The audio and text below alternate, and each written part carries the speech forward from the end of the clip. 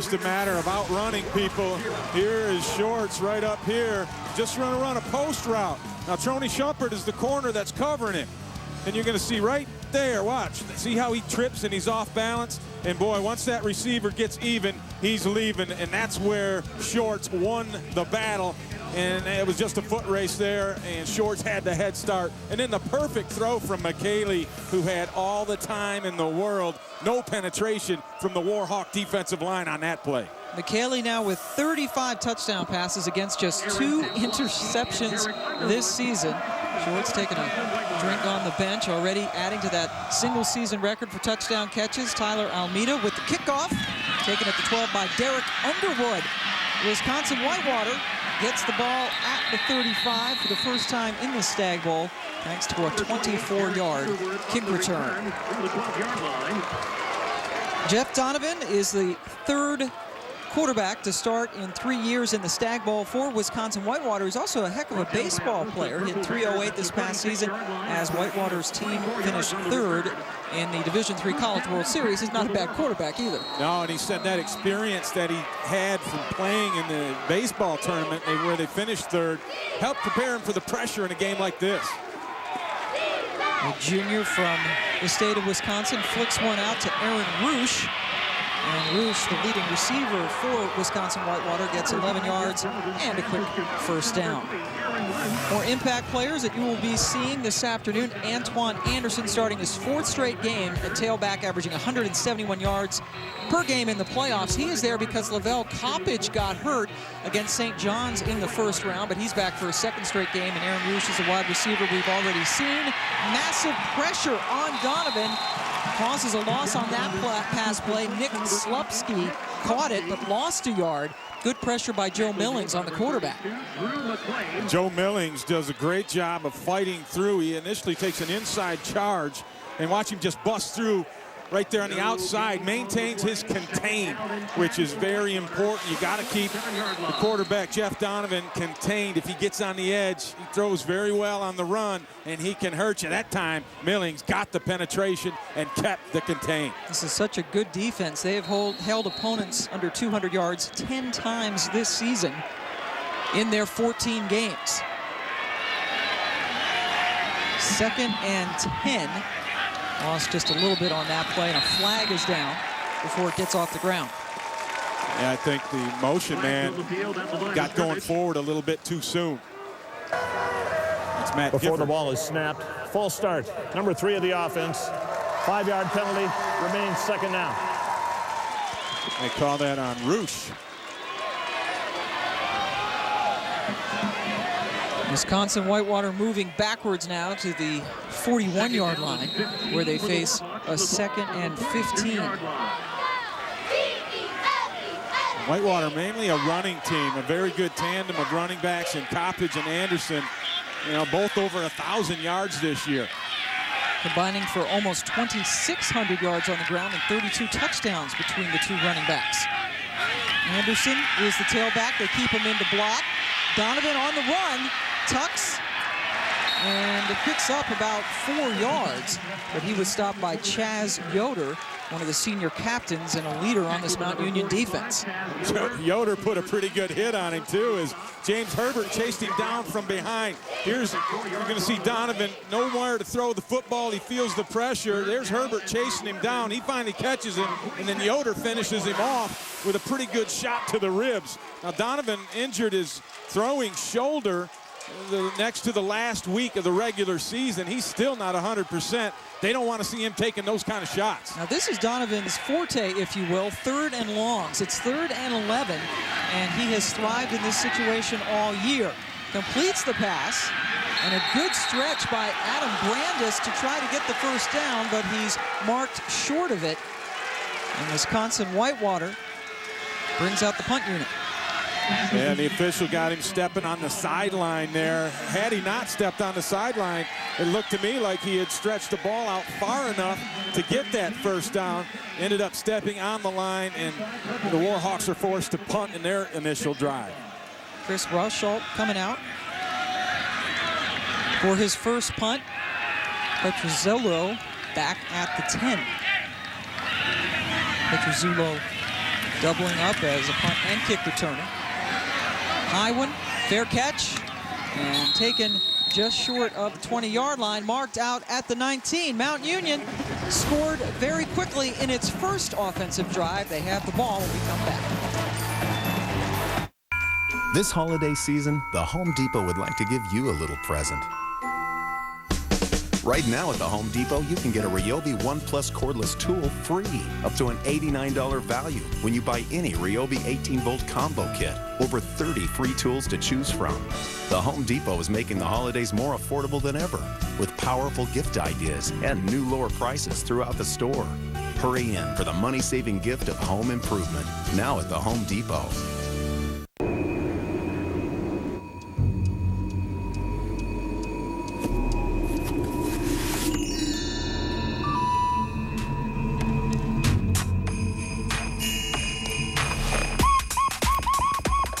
You hear that?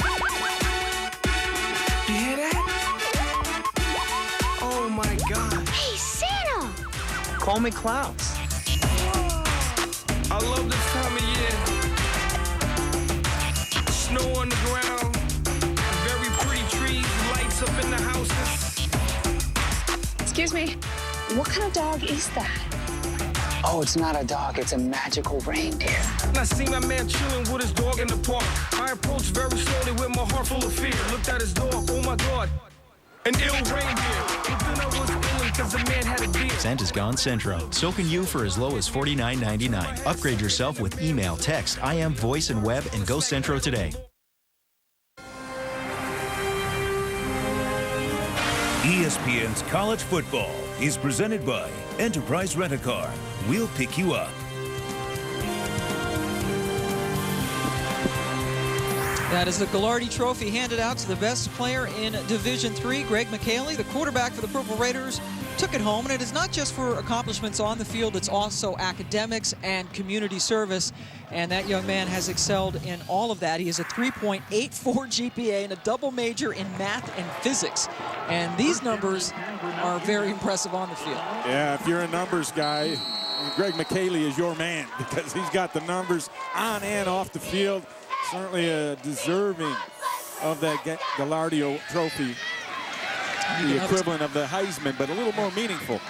And you can update the touchdowns to 35 touchdowns because he threw one on the first drive of the game. He's hit, and he still hits his receiver right between the numbers. Chad Reynolds with a huge 35-yard play.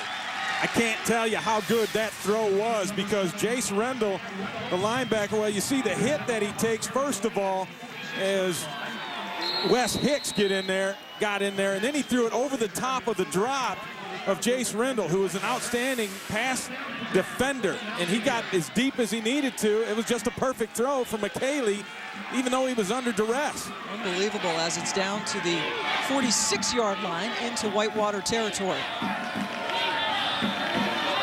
Nate Kamick just 4 yards away from 8,000 in his career. He's the tailback, gets the ball, makes a cut, and is stopped about 4 yards downfield. That's it. 8,000 career yards for Kamick. Already had more yards than anybody in the history of college football, regardless of division. 8,000 yards is just staggering. That's a mind-numbing number. First player ever on all divisions in NCAA history to rush for 8,000 yards. I'm not a math major, Pam, but that's about 2,000 yards a year. That's pretty good. You got that. And remember, to keep it in perspective, he didn't really start playing a lot until the second game of the playoffs in his freshman year. Now, granted, he has played in 16 playoff games, which certainly gives you more opportunities. But it's an amazing feat nonetheless. Little play action. Micheli on top of post play. Perfect! Mount Union's offense is in sync. Cecil Shorts now with 2 touchdown catches, that one from 41 yards out. Cecil Shorts, he beat Trony Shumpert for the first touchdown. They flipped him in the other side, tried the other cornerback, and Jeremy Diebert had just about the same amount of success as Micheli is dropping dimes this afternoon. What a perfect throw over the top, right on the money. And they're going to have to back up a little bit as the Warhawks secondary, because right now it's getting thrown over their head, and that's the worst thing that can happen to you. Micheli staying in to hold for Ryan Wilk and the extra point. That one, not like somebody got a hand on it, but it went in. The kick is good. So Mount Union is using play action a lot more this year. They said they used it only 15 times all of last season. They've used it twice on, at least twice today, both of them here on touchdown catches. Phillips Norelco Architect, the shaver with a flexible head that pivots and rotates freely. So now you can easily get a close shave, even on the neck. When the job's done, you put your tools away and make yourself some Campbell's Chunky Soup. Beef with country vegetables. Lean meat protein is sure good. After a day, working the line. Fill up on the good stuff. ABC, your NBA destination for a Christmas Day doubleheader. First, unwrap a duel between bitter Western Conference rivals as the Spurs ride into Phoenix to battle the Suns. Then, it's the highly anticipated Finals rematch. The Celtics pouring it on. Kobe and the Western Conference leading Lakers are looking for revenge, but the defending champs are out to prove they're still the class of the league. NBA Christmas Day doubleheader presented by Sony Pictures Paul Blart Mall Cop. Spurs, Suns, and Celtics Lakers Christmas Day on ABC. America's original all-star high school football game. It's the Shrine Bowl of the Carolinas, and because of your continued support and the generosity of our sponsors, the grounds crew here at beautiful Gibbs Stadium on the campus of Wofford College is preparing this place for the Saturday, December 20th kickoff at 1 p.m. between the North Carolina Tar Heels and the Sandlappers of South Carolina. Gibbs Stadium, the only place in the Carolinas where strong legs run so weak legs might walk. Be there. It's a Carolina tradition. These guys drive too fast to get stuck, but everyday driving doesn't happen on a racetrack. Every winter, we dig our vehicles out of the snow all the time. Tow Truck in a Box makes digging out and getting unstuck easy. It's simple to use and works every time. For outdoorsmen and travelers, it's absolutely perfect for getting unstuck in sand or mud. This award-winning tool should be in the trunk of your automobile. It's officially licensed by NASCAR and is as important as a spare tire or jumper cables. Get Tow Truck in a Box today. Greg Micheli has thrown 4 passes, completed all of them for 144 yards, including touchdown passes of 55 and 41 yards to Cecil Shorts. And it is 14-0 Mount Union, averaging 23 yards per play on its 2 possessions. Wisconsin-Whitewater gets the ball for the second time. Aaron Samplowski with a nice kickoff return. He's still going. He busted away from the pile all the way into Mount Union territory, marked out at the 35-yard line. That's a 55-yard kick return. And that's just effort because Matt McCullough is going to have a chance to make this tackle. Right, not there, but right there. McCullough, 32, has him wrapped up, but he just keeps on rolling. Samplowski keeping the feet going, and maybe this will get Whitewater awake because they've kind of come in here and been sleepwalking here for the first 6 minutes of this ball game. Samplowski second in the Wisconsin Intercollegiate Athletic Conference in kick returns, averaging 26 per return. That one was a biggie for 55 yards. Sets him up at the 35-yard line.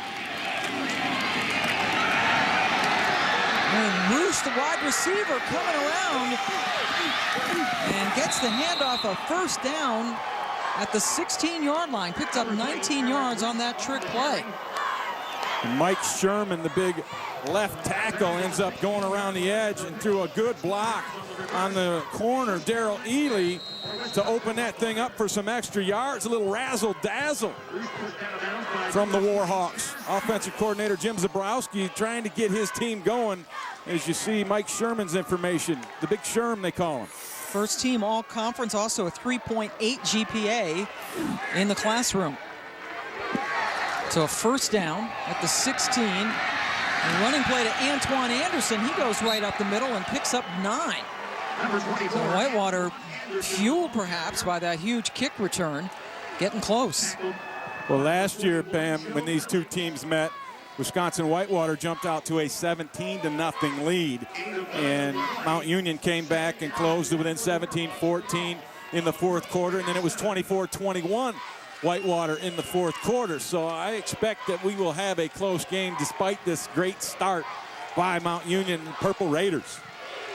2nd and 1. Anderson cuts inside, gets the first down, and is tackled about a half a foot away from the goal line. Number 24. 1st and goal coming up for Wisconsin-Whitewater. Lance Leipold had to rebuild his offensive line. 4 new starters from last year's team. The only guy is Mike Sherman, who is back starting again. But they've done a great job of putting that together. The running game for them has just been outstanding with both Coppage and the guy in there right now, Anderson. Anderson to the goal line and in. The Warhawks on the board. Antoine Anderson scores the touchdown.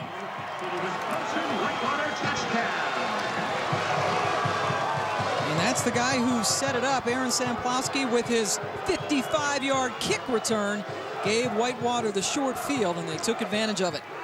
Yeah, gave him some energy, infused a little energy into the Wisconsin boys. And they needed it desperately.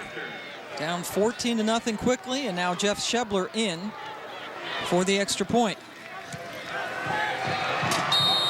Wisconsin-Whitewater fueled by a big kick return and capped off by Antoine Anderson's 12th touchdown run of the season, makes it 14-7.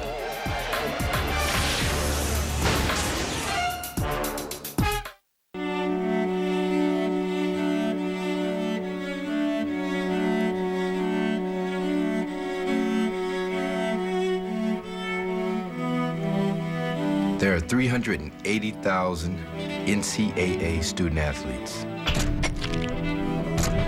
And most of us will go pro in something other than sports. In something other than sports. To learn more, go to ncaa.org. We've seen history being made. Texas Western takes the first major sports title the school has ever won. We've seen David slay Goliath. In one of the biggest upsets in NCAA men's hockey history. We've seen the best before they went pro. Look at Irvin Magic Johnson. And now you can see it too. The greatest college sports video library of all time. Introducing the new NCAA.com, the official site of college sports. Day 1 of Capital One Bowl Week continuing tonight on ESPN with the Pioneer Las Vegas Bowl. Quarterback Max Hall leading number 16 BYU against Arizona. Pioneer Las Vegas Bowl, part of Capital One Bowl Week on ESPN tonight at 8 Eastern time. Arizona playing its first bowl game in 10 years. Boy, you wouldn't think that would be accurate. You're right, though. 98 the last time the Wildcats made it and went bowling. BYU getting back to a bowl for its 4th straight time. They've done really well against the Pac-10, but the Wildcats and their fans finally getting back to a bowl game, and that's been the big playmaker, Cecil Shorts, the wide receiver who has caught touchdown passes of 55 and 41 yards to give Mount Union this 14-7 lead. 3 catches for 109 yards and 2 touchdowns for Shorts, and he's just chomping at the bit to get back out on the field. Yeah, and I can guarantee you Coach Borland, the defensive coordinator for Wisconsin, told his DBs to back up a little bit. Shebler's kickoff handled by Scott Panchik. Reverses field and is wrestled down around the 25-yard line. That's a 17-yard return for Panchik. Jared Kiesau, who's a true freshman, made the stop. But Mount Union has not been able to be stopped on its 2 drives. They've averaged 23 yards per play. They've had the ball for 3 minutes and 16 seconds and have 14 points. And Vince Harris, the defensive coordinator for Mount Union, he calls those long pass plays blue plate specials, because when his DBs get beat on one of those, they have to carry a blue plate, 45-pounder, around the field the whole way. It might be a good idea for Wisconsin. Micheli, who threw both touchdown passes, has a man wide open, but Trevor Bruni, a fullback, was unable to bring it in. Yeah, just a read screen is what I've learned this play as you have two outside receivers, both running hitch routes. And if they're not open, then you dump it to the bubble on the outside. And it was another good throw from Micheli, leading Bruni up the field, but he wasn't able to bring it in. It's the first incompletion thrown by either team. Mount Union with the 2 touchdowns in less than 4 minutes. On second down, back to Kamick. Kamick, who went over 8,000 career yards the last time he touched the ball, picked up 7 more. Max Ford made the stop. Nice play by Ford because he had a blocker rolling into his feet. Trevor Bruni from that wing position led up into the hole, tried to cut Ford. Ford played off it, got off of it, and now it's a 3rd and 4 for Mount Union. This is the first 3rd down the Purple Raiders have had today. That bunch set up top.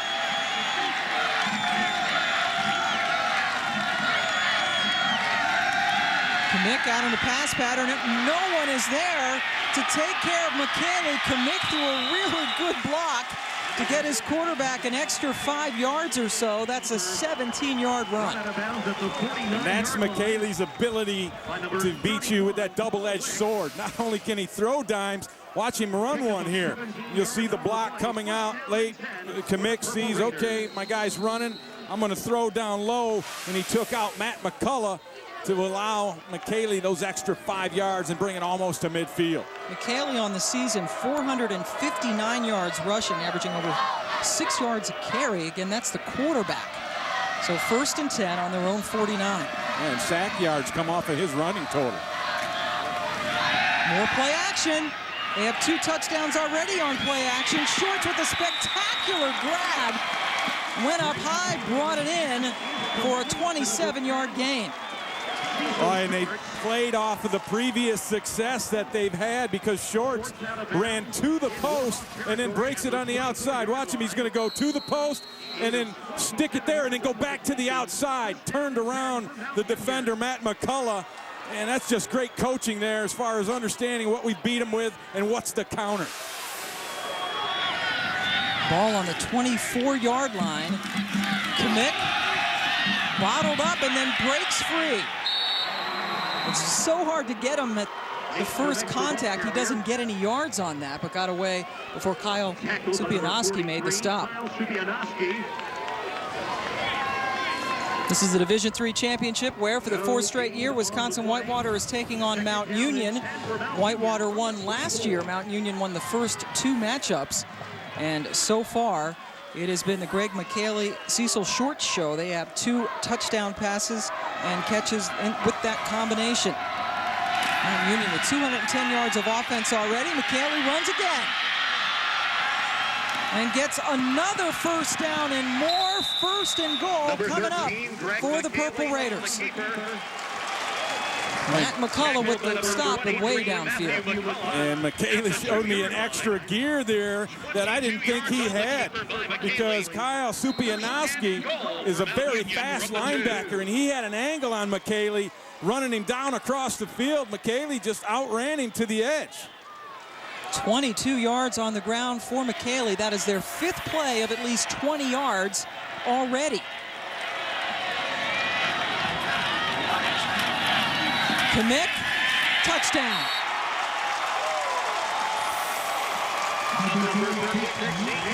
More touchdowns rushing than anybody in the history of college football, and he gets another one. Oh, and Mike Nitz, the center, totally knocked Justin Ankley out of the way, along with James Bird, the left guard. They double-teamed that nose tackle and pancaked him, allowing Kamick a huge hole to get to pay dirt. 130th rushing touchdown of Nate Kamick's brilliant career. Ryan Wilk in for his 3rd extra point. And Mount Union has made it 3 possessions, 3 touchdowns, extending the lead back to 21-7. Larry Karras' team lost a whole lot of starters, but they haven't skipped a beat. Yeah, just 6 starters returning for Mount Union this year. Had to rebuild pretty much the entire offensive line. Just 1 man returning from that group. and they did a great job of it. The drive summary for Mount Union. The NCAA Division I Women's Volleyball Championship concluding tonight on ESPN2 at 8 Eastern for a preview of every NCAA National Championship, including the 2008 NCAA Division I Women's Volleyball Championship. Go to NCAA.com, the official online home for all 88 NCAA championships. You can see that on ESPN2 HD, high-definition volleyball. So a lot of championships being settled. Let's review these scoring plays as Greg Micheli hitting Shorts in stride as he beats Schumpert down the left side. Now the score by Wisconsin-Whitewater to get them back into it, and then that last touchdown there by Kamick. And we missed another one that was in there, the touchdown pass to the left side, Micheli to Shorts. Almeida's kickoff, fielded at the 5. Samplowski had a huge 55-yard return last time, but Mount Union stops him after only 18 yards on that kick return. Judd Lutz coming down, making a tackle on special teams. And this Mount Union football team, you can take the temperature of a team by how they cover kicks for the most part.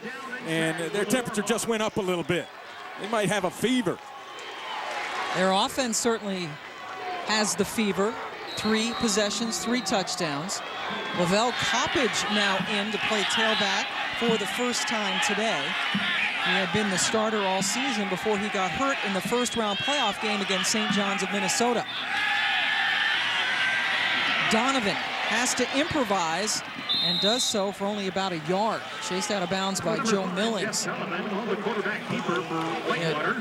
Good protection initially, but good coverage downfield. He had nobody to throw to. Lavelle Coppage, as you said, Pam, getting his first action in this game. He's at 5'8", 180 pounds, so he's short, but I'll tell you what, he is speedy. He's kind of a water bug type runner that will put all kinds of moves on you, and I'm not talking about little 5 or 10 cent moves. These are legit moves. He is a fun one to watch. Again, he is a true freshman, has run for over 1,400 yards despite missing 2 playoff games with injury. Coppage up the middle. Tackled down past the 30-yard line, picked up 5. Chaz Yoder made the stop. Both Coppage and Antoine Anderson running for over 1,000 yards on the season. There's Antoine, who has scored the touchdown for Whitewater. First time in the history of this football program that they've had a pair of 1,000-yard rushers in the same year. Yeah, those are some pretty nice numbers there, too. And Coppage got injured against St. John's in that opening playoff game for Whitewater. And when Anderson came in, first time he touched the ball, he went 43 yards out the other end for a touchdown. So they're like, oh, we're not too bad off after all. Certainly announcing your presence with authority. 3rd and 3. Donovan completes it to Nick Slepsky, his tight end, for the first down. Got 12 yards. Donovan has a very strong arm, and he can throw it into tight spaces. And he did on that one, as Drew McLean had excellent coverage on Slepsky. Look to the left of your screen here. You see McLean coming in. Just missed knocking that thing down.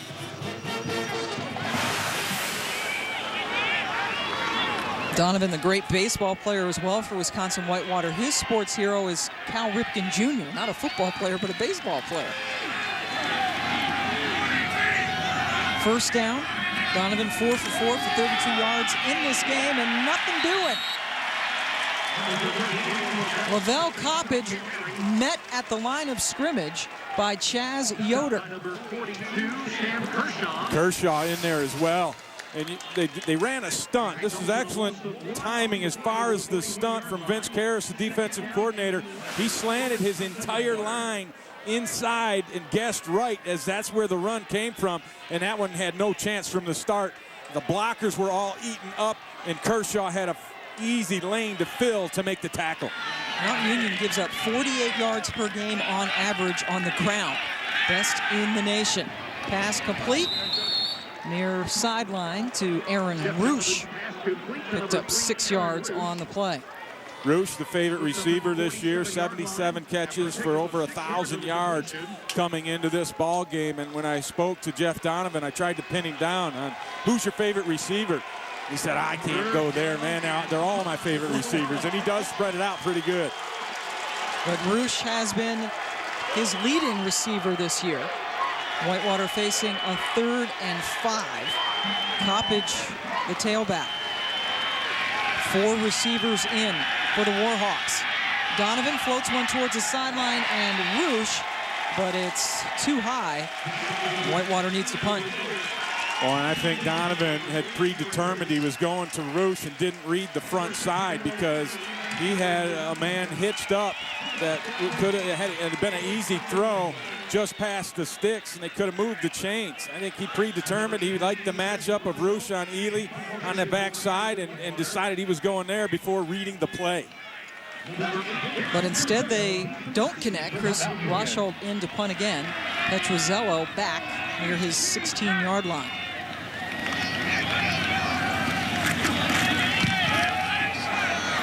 Petruzzello fields it after several bounces and is rushed out of bounds around the 20-yard line. That's a 42-yard kick and a 9-yard return by Petruzzello. Greg Micheli has been practically perfect in this game. 5 for 6 for 171 yards and 2 long scores, and he's getting ready to do it again. Yeah, he beat him with his arm on the first 2 drives, and then that last drive he beat him with his feet, scrambling several times, picking up big yardage. He was 2 for 39 rushing in that last drive, and then on his deep shots today, he's 4 for 4 for a couple of touchdowns. I mean, I don't know how you defense that. That's tough stuff. 171 yards in the first quarter. Mount Union 234 yards on only 14 plays in this quarter. They have scored on all 3 possessions.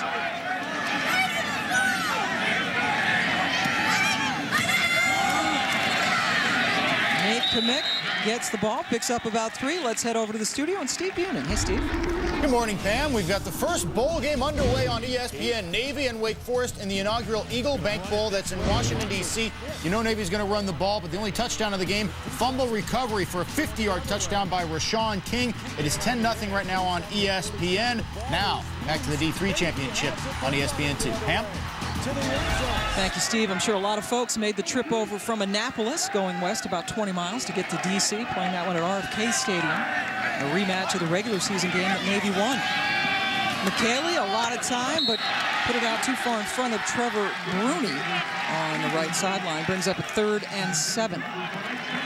And finally, to try and shake things up a little bit, Brian Borland, the defensive coordinator for Whitewater, dialed up a blitz, brought both inside linebackers. Now, he does not like the blitz a whole lot. He feels that they can take care of everything in their base package, and they're good enough that they don't have to blitz.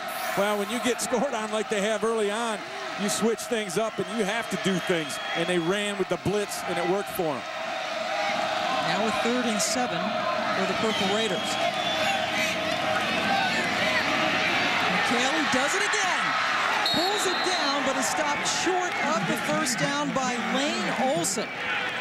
He is marked about a half a yard short of the sticks. And that was the hustle of Jace Rendell, who was covering the back out in the flat.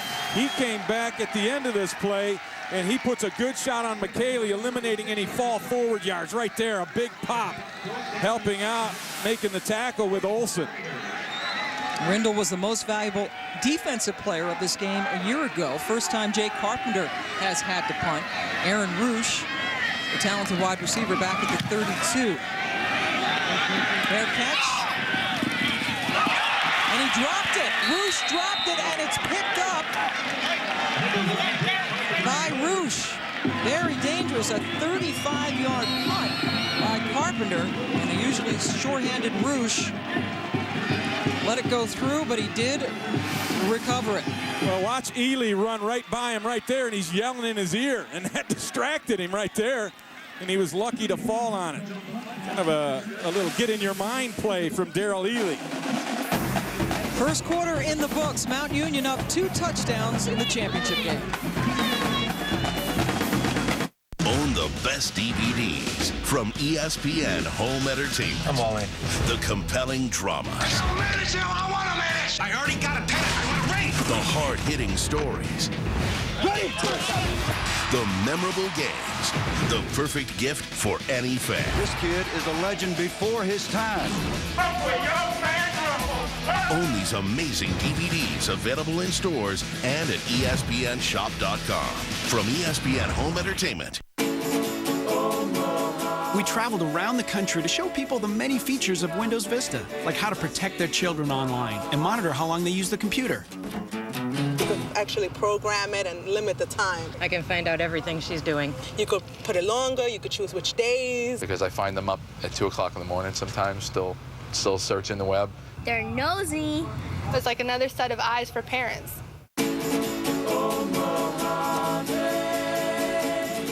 This Christmas, Bass Pro Shops has great last-minute gift ideas, like this 1.5 million candle power spotlight for only $9.94, the Redhead Angler jacket for under $20, and save $50 on the Garmin Venture HC GPS.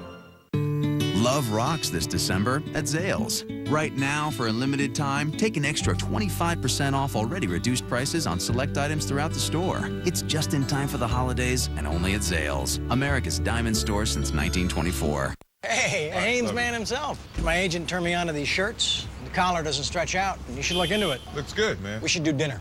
We could just trade info. Maybe you and I could... Take care, man. Call me! Look for Haynes bonus packs, the perfect gift for the holidays. Introducing the Pan-Normous from Pizza Hut.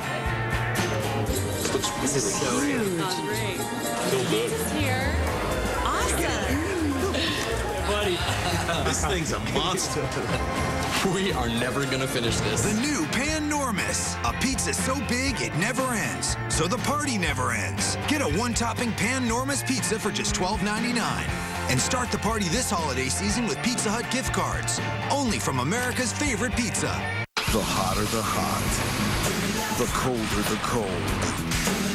The greater the demand. The more you need Duralast. Batteries built to exceed the need. Only at AutoZone. From Stadium,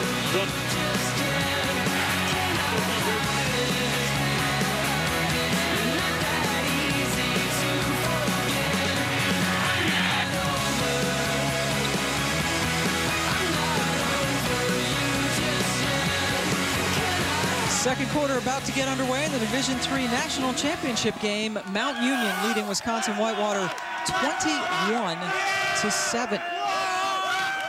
And that last stop by the Whitewater defense was huge, just for a confidence standpoint.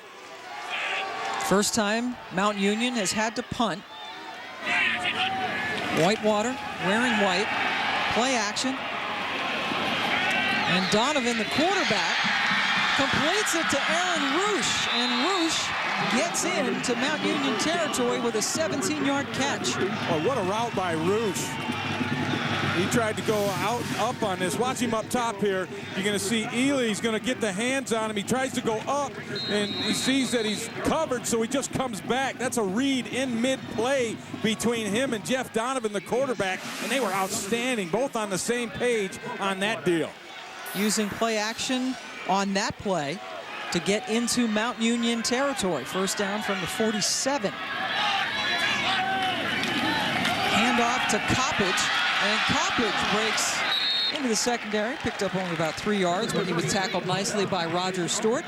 Let's take a look at today's game track, brought to you by Coke Zero. Well, you're just going to see this thing, and I'm surprised it won't just tip over on this end, because it's been an outstanding offensive performance by Mount Union here to open up this ball game, averaging over 14 yards a play. They've got 5 plays of 20-plus in just the first quarter, and 3 of 4 touchdowns on the drives. Cecil Shorts catching a couple of touchdown passes. 2nd and 7 for the Warhawks. Completion and a flag down on the far side of the field. Nick Slupski with a 4-yard catch, at least for now. Roger Stewart made the tackle. The hot route on the blitz, and they caught Mount Union offsides. And they'll take that penalty. offside, defense, number 6, 5-yard penalty, still 2nd down. That's Darrell Ely, the corner. Got up too close in his press coverage on that blitz deal. And it gives the Warhawks 5 free ones.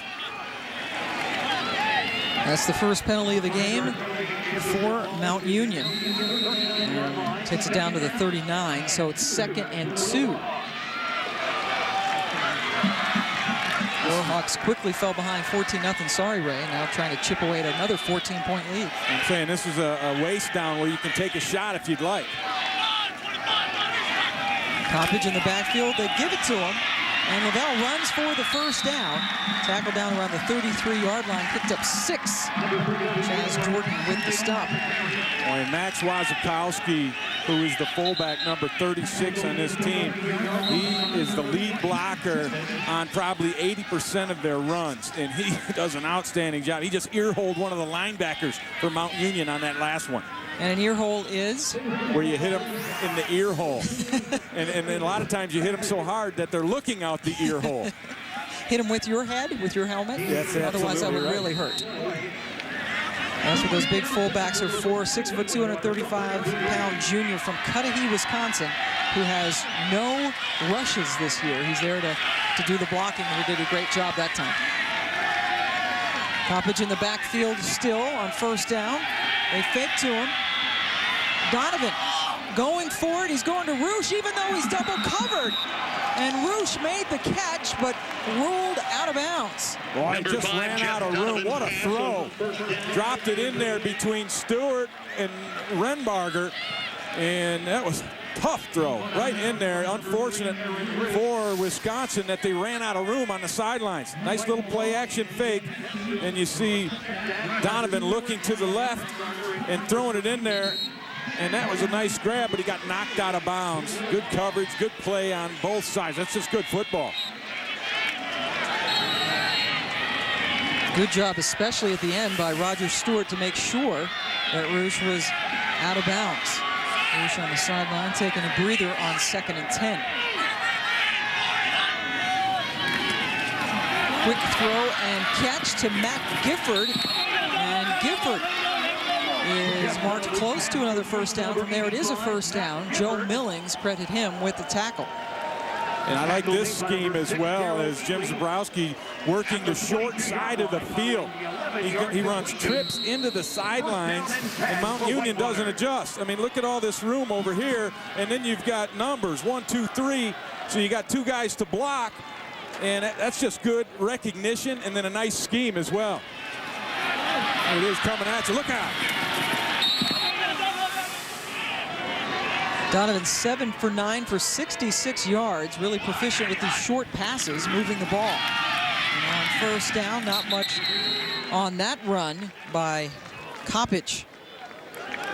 Coppage with 8 100-yard games on the season, a true freshman from Oak Park, Illinois. You see the balance in terms of the play selection for Whitewater right now. And you know, their offensive staff is an interesting group of guys. Jim Zabrowski and Steve Dinkle, who is the offensive line coach and the run game coordinator, they basically TiVo every game that's on throughout the course of the year, and then they'll pull out of that library after everyone goes home, and they'll sit and watch things and try to come up with new schemes. They especially like to watch teams like Boise State. Donovan with time and the completion. Inside the 5-yard line, Jordan Wells hung on to it even though he was hit hard. Heck of a job by Wells hanging on to the ball when he gets undercut. And this is a rocket from Jeff Donovan. I mean, he's a baseball player. He kind of throws the ball a little bit like a baseball. A little bit of a different delivery. He put that one right on the 8, right in between Jordan and Wells. Big hit by Chaz Jordan. Better job by Wells to hang on to it. Second time for Whitewater in the red zone today. They're 1 for 1. But Coppage stopped on this play by Roger Stewart again. That's just throwing your body into the hole. Chaz Yoder, he got blocked, but he played off the block and rolled his body into it. And I love the intensity that these guys are playing with in this game right now. Even though the defenses are getting tread upon a little bit, they are flying around and trying to make plays. 9th play of this drive coming up. The longest drive for either team today. Mount Union scoring quickly when they had the ball. 2 tight ends in. Coppage the tailback. And the throw is fought for and ruled incomplete. He was going for Matt Gifford, but Darrell Ely took the ball away at the last second, albeit out of bounds. Yeah, before anybody really had full possession, they were ruled out of bounds. Heck of a play by Ely going up and taking that ball away from Gifford. Nice little lob throw to the corner. You try and take advantage of the height because Gifford's a solid 6'2". Ely just 5'9", trying to take advantage of that. And then you see the dual possession. Gifford was out of bounds when they had that dual possession. And by the time Ely ended up with it, they were both out of bounds. Very fortunate for Whitewater in that instance that they ran out of real estate. So now we're 3rd and goal. Throwing for it again, but Donovan pulls it down, and then he goes down. At the 3-yard line, Joe Millings would not let him out of his grasp. He's taken down. Here comes the field goal unit. Yeah, you got to get your points right here so early in the ball game. No sense in risking and trying to go for it on a 4th and goal from just inside the 4-yard line. The great coverage by Mount Union on that play. There was really nowhere for Donovan to throw the football. This is a terrific kicker, Jeff Shebler, 2-time All-American, from 21 yards out. Shebler knocks it home to get Whitewater to within 11. Division III championship, Mount Union leading 21-10.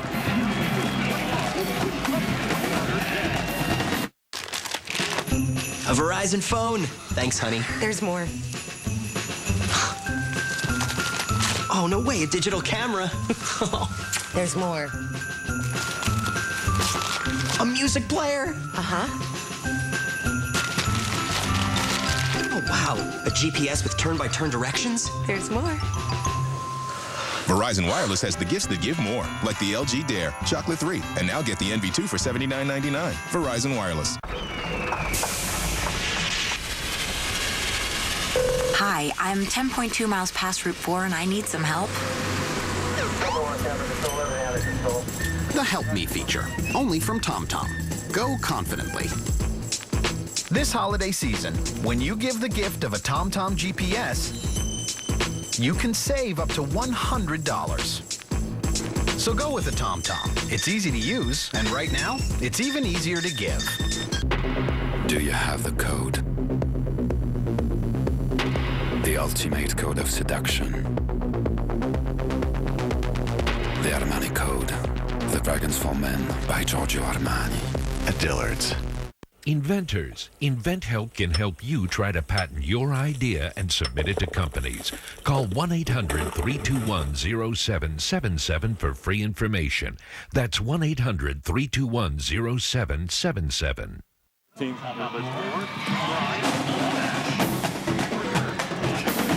Capital One Bowl Week rolls on Tuesday night on ESPN. It's the San Diego County Credit Union Poinsettia Bowl. Ian Johnson and number 9 Boise State going for their 2nd unbeaten season in 3 years, taking on 11th ranked TCU.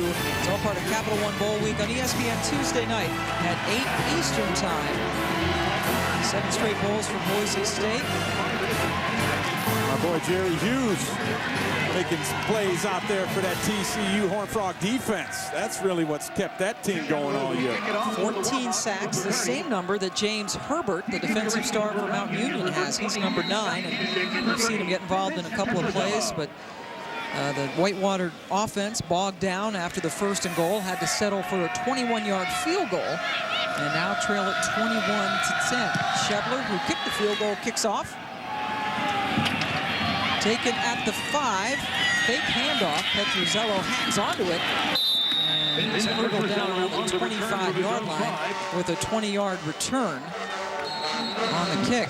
There is a flag down way back at the 42-yard line on the other side of the field. That usually means offsides.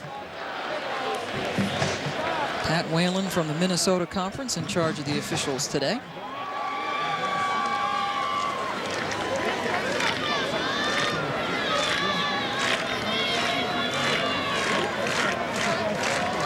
Taking a little time to figure this one out. Yeah, they got Mount Union leaving early, going across the. You got to be 10 yards away from the line where the ball is kicked from, the 30-yard line. And if you cross that to get your block early, that's basically a false start.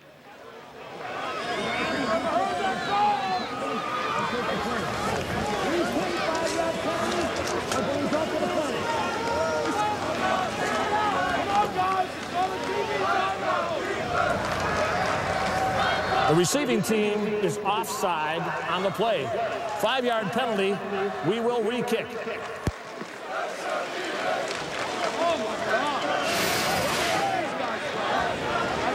All right, you're going to look for this 40-yard line right down here. That's where you cannot be across. Right up top. Bam, got him.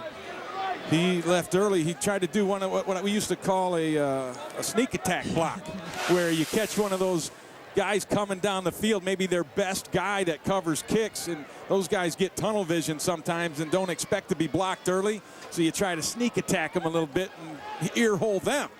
And he just went a little too early on the play. You don't see that very often. And Whitewater has opted to kick it again from 5 yards further up the field. They're hoping to put this one in the end zone, or at the least pin Mount Union back inside their 20.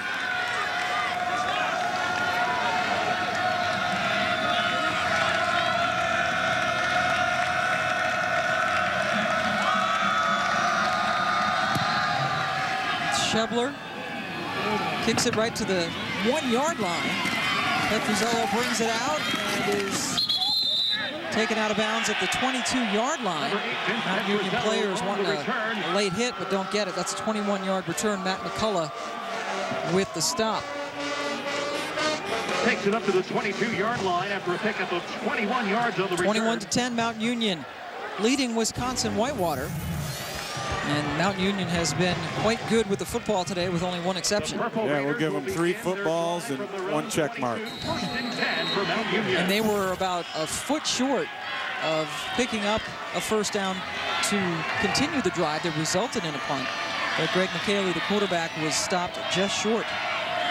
Micheli in there, along with Nate Kamick, who went over 8,000 career rushing yards in this game. They give it right back to Nate, and Nate spins away from the first guy and then is gang tackled, and you really have to do that. Jace Rindle, number 50, in on the thick of things, but still Kamick picked up 3 yards.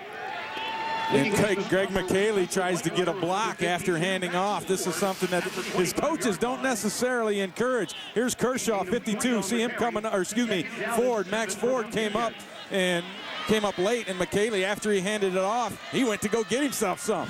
I like that kind of fire in a quarterback. Micheli, a senior, playing in his last collegiate game, but likes to block and has been doing it for his entire career. Kamick only 30 yards on 8 carries. They kept him under control, relatively speaking. And boy, Micheli's lucky that wasn't picked off. The linebacker, Max Ford, had a shot at it. First bad throw of the day for Micheli. This is the Division III championship. Mount Union and Wisconsin-Whitewater meeting for the 4th straight season. Whitewater won last year. Mount Union won the first 2. What is at stake? Well, what could be more at stake than a national championship? A true national championship in football. What a concept. Fighting it out on the field. Yeah, Wisconsin won its first ever national title last year. Mount Union has been the beast of the Division III, looking for its 10th national championship overall. 3rd in 4 seasons. Lining up here with what appears to be at least a 3-man rush, and they only send really 2, and it does the trick. Sam Markham getting in for the sack. And he knocked the ball loose with just a 3-man rush. You don't see that very often, but Markham got the edge before Micheli could move up into the pocket, knock the ball out of his hands, and it was fortunate for the Purple Raiders that Micheli was able to fall right back on top of that thing. That's the 2nd straight 3-and-out for Mount Union after they scored touchdowns on their first 3 possessions. The Whitewater stiffening up on defense. Aaron Roosh stands at his 42. Jay Carpenter just gets it off. He's hit, and a flag comes down. Yep, Roosh with the run back for Whitewater, but a penalty called as the kicker, Carpenter, went down. Yeah, and this might be a roughing deal as opposed to a running into, which is the big one, which would give Mount Union the ball back. Watch it coming in from the left side of your screen, and really he got thrown into it. Boy, I don't know. That's a tough one. Antoine Anderson rushing the edge. He got really held and thrown into the position where the kicker landed on him. That's going to be a tough break because that should not be a penalty. If anything, personal foul, roughing the kicker on the defense. 15-yard penalty, automatic, first down. Oh, if anything, that should have been holding on Mount Union. Right there at the end, you see Anderson gets underneath the kicker. The kicker lands on top of him, and then the pile comes in. But I'll tell you, Antoine Anderson got thrown. He got held, and he got thrown into that position. That's a tough break for Wisconsin-Whitewater. So instead of having the football in good field position, Wisconsin-Whitewater has to go right back out on defense. Mount Union, recipient of a fortunate call, gets it at the 37-yard line, up 11 in this championship game. And we just saw Lance Leipold. He's letting them officials know over there on his side. Leipold in his second season. More play action from the Purple Raiders. Micheli throwing it in the middle of the field towards Cecil Shorts, who has 2 touchdown catches today. Jeremy Diebert on the coverage. First down, incomplete. Intended for number 10, Cecil Shorts. And Leipold, excuse me, continues to be a little steamy on the sideline. Was an assistant at this university under Bob Brezowitz, the legendary coach who retired a couple years ago, and Leipold came in and won a national championship in his first year. Yeah, Coach Brezowitz is, there he is right there on the sideline, but he is a legend at Wisconsin-Whitewater. Brought them to their first 2 of their 4 trips here to the Stagg Bowl. Didn't win those, but he set the table for Coach Leipold. Kamick doesn't get much, maybe a couple of yards. We wish Coach Brezowitz the best. His daughter was in a car accident earlier this year, so we hear she's on her way to recovery, so we wish them the best in a speedy recovery. And, you know, Coach Brezowitz is very close with Larry Karras. In fact, last year after Mount Union lost in this ball game, Coach Karras went up to the Wisconsin Coaching Convention and spoke there and was very generous and you know, nice to do that, especially after losing to these guys, to go back in there. But it's just because of his relationship with Coach Brezowitz. Great respect for each other, showing the blitz here on 3rd and 8. They back off of it, and Micheli throws it towards Shorts, who adjusted beautifully. Had to do a 180 to come in with the catch for the first down. That's a 27-yard reception. They caught him in a cover 2, which means that corner is going to be up a little bit, and then the safety, Paul Wick, is going to be over the top. And so Wick never got to the sideline in time to be a factor in that play. It really wasn't on Diebert. 27 yards on the complete. Cecil Shorts continues to be a huge factor. 5 catches for 163 yards and 2 touchdowns. And it's still early. First down from the 34-yard line of Wisconsin-Whitewater. Kamick tried to cut away. That's a terrific tackle by Max Ford. You usually don't see people tackle Kamick at the first try, but Ford was able to get him down low. Nate Kamick, you're going to see him run this one. He's got 10 carries for 32 yards so far on the day. Last week, he just had 8 yards into the first quarter, ended up with over 300 on the day. So stick around. Yeah. Nate Kamick will get it done before it's over. 310 yards and 3 touchdowns, excuse me, in last week's semifinal win over Wheaton. His longest run today is only 7 yards. Micheli throws it to Shorts, and that combination continues to work, but Trony Shumpert came up with the tackle to hold him to a 4-yard gain. Shumpert is just 5'8", 165 pounds, but he knows how to play the game of football. He gets everything that he can out of those 165 pounds. He came up and made a nice hit on Shorts. And I know he's got a little anger in him because Shorts beat him early on the long ball, so he's just trying to get his licks in while he can. He was an all-first-team conference player from Milwaukee. It's the 9th play of the drive. Remember, continued by that costly and we will say controversial roughing the punter penalty. Micheli takes the timeout. Mount Union facing a 3rd down when we return to the Division III championship game.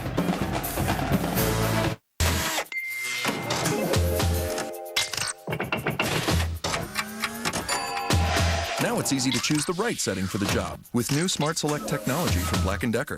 The Smart Select drill and jigsaw. Smarter tools, better results. What's the perfect gift to give? The Subway card. It's easy to buy, easy to use, and easy to reload. So what are you waiting for? Give the gift of fresh. Subway. Eat fresh. Philips Norelco Architect. The shaver with a flexible head that pivots and rotates freely. So now you can easily get a close shave, even on the neck. Work was rough today. A lot of meetings. Now you're filling up on Campbell's Chunky Soup. Beef with country vegetables, loaded with lean meat protein. You took charge. The people at the top have noticed. Fill up on the good stuff. What makes Sam Adams Boston Lager a great beer is as simple as ABC. A, the appearance. Good color to it. Amber. Darker. You can taste the ingredients that color came from. B, balance. In Boston Lager, you're going to notice the balance of the malt sweetness and hoppy bitterness. C, complexity. Some of the notes are obvious. The hops, the malt. And then some you have to hunt for. Piney notes, grapefruit notes, caramel sweetness. Don't believe me. Only believe your own palate. Go taste it. I'm not dumping. Welcome back to Salem. Some kettle corn in downtown Roanoke, where they had a Christmas festival. Monday night it's a festival. NFC North battle. Green Bay taking on the Chicago Bears. Monday Night Football on ESPN at 8:30 Eastern. Coverage starts at 7 Eastern with Monday Night Countdown delivered by UPS. Matt Forte out of Tulane, certainly making a big impression in his rookie year. And he was a guy who a lot of people looked over, had a great collegiate career at Tulane, now in the NFL. And we have kind of guys looked over here, obviously, in Division III football, but there's still some talent out there. Yeah, Pierre Garcon of Mount Union is playing in the NFL, played in this game last year. There's always a couple guys that you'll pull out of Division III that got overlooked that are worthy of playing in the big time. Garcon with the Indianapolis Colts, mostly as a kick returner. On 3rd down, that works perfectly. Micheli, as he was being hit Vince Petrozello for a 24-yard gain. And Wes Hicks delivered the pressure, but I'm just so impressed with Micheli and his ability to stand in there and throw dimes and drop darts on him when he's taking a shot right to the ribs. Bam, right there. I mean, that hurts. That hurt me, and I'm way up here. Hicks at 6'2", 273, getting in on Micheli, who's a big guy at over 6'3", or at 6'3" and over 200 pounds. 1st and goal, Kamick puts his head down and burrows down around the 3-yard line. Anthony White made the stop. And Micheli is, usually he throws the shorter passes. They saw something they liked on film, because out of his 11 attempts today, 6 of those attempts have been of 20 yards or more, and he's completed 5 of them. And a couple of those, the long balls over top to shorts for touchdowns. So they saw something. They're taking the shots down the field this afternoon. 2nd and goal for the Purple Raiders. Kamick, nothing doing. Terrific penetration by Justin Ankley. The big guy getting in there to drop him for a 3-yard loss. Ankley with a power move, a rip inside. Bam, he just shows up. The center never got over to him, and then James Bird, the left guard, was trying to zone block that thing, get a hit on him, and then work to the next guy, expecting the center, Mike Nitz, to come over and help, but Ankley was too quick with that penetration. Ankley going out on 3rd and goal from the 7. Kamick, 12 carries for only 31 yards. Very Nate Kamick. They're going to run out of time. They have to take a timeout. And they do that with 1 second left to go on the play clock. We will take the break along with Mount Union. They'll decide what to do here on a 3rd and goal.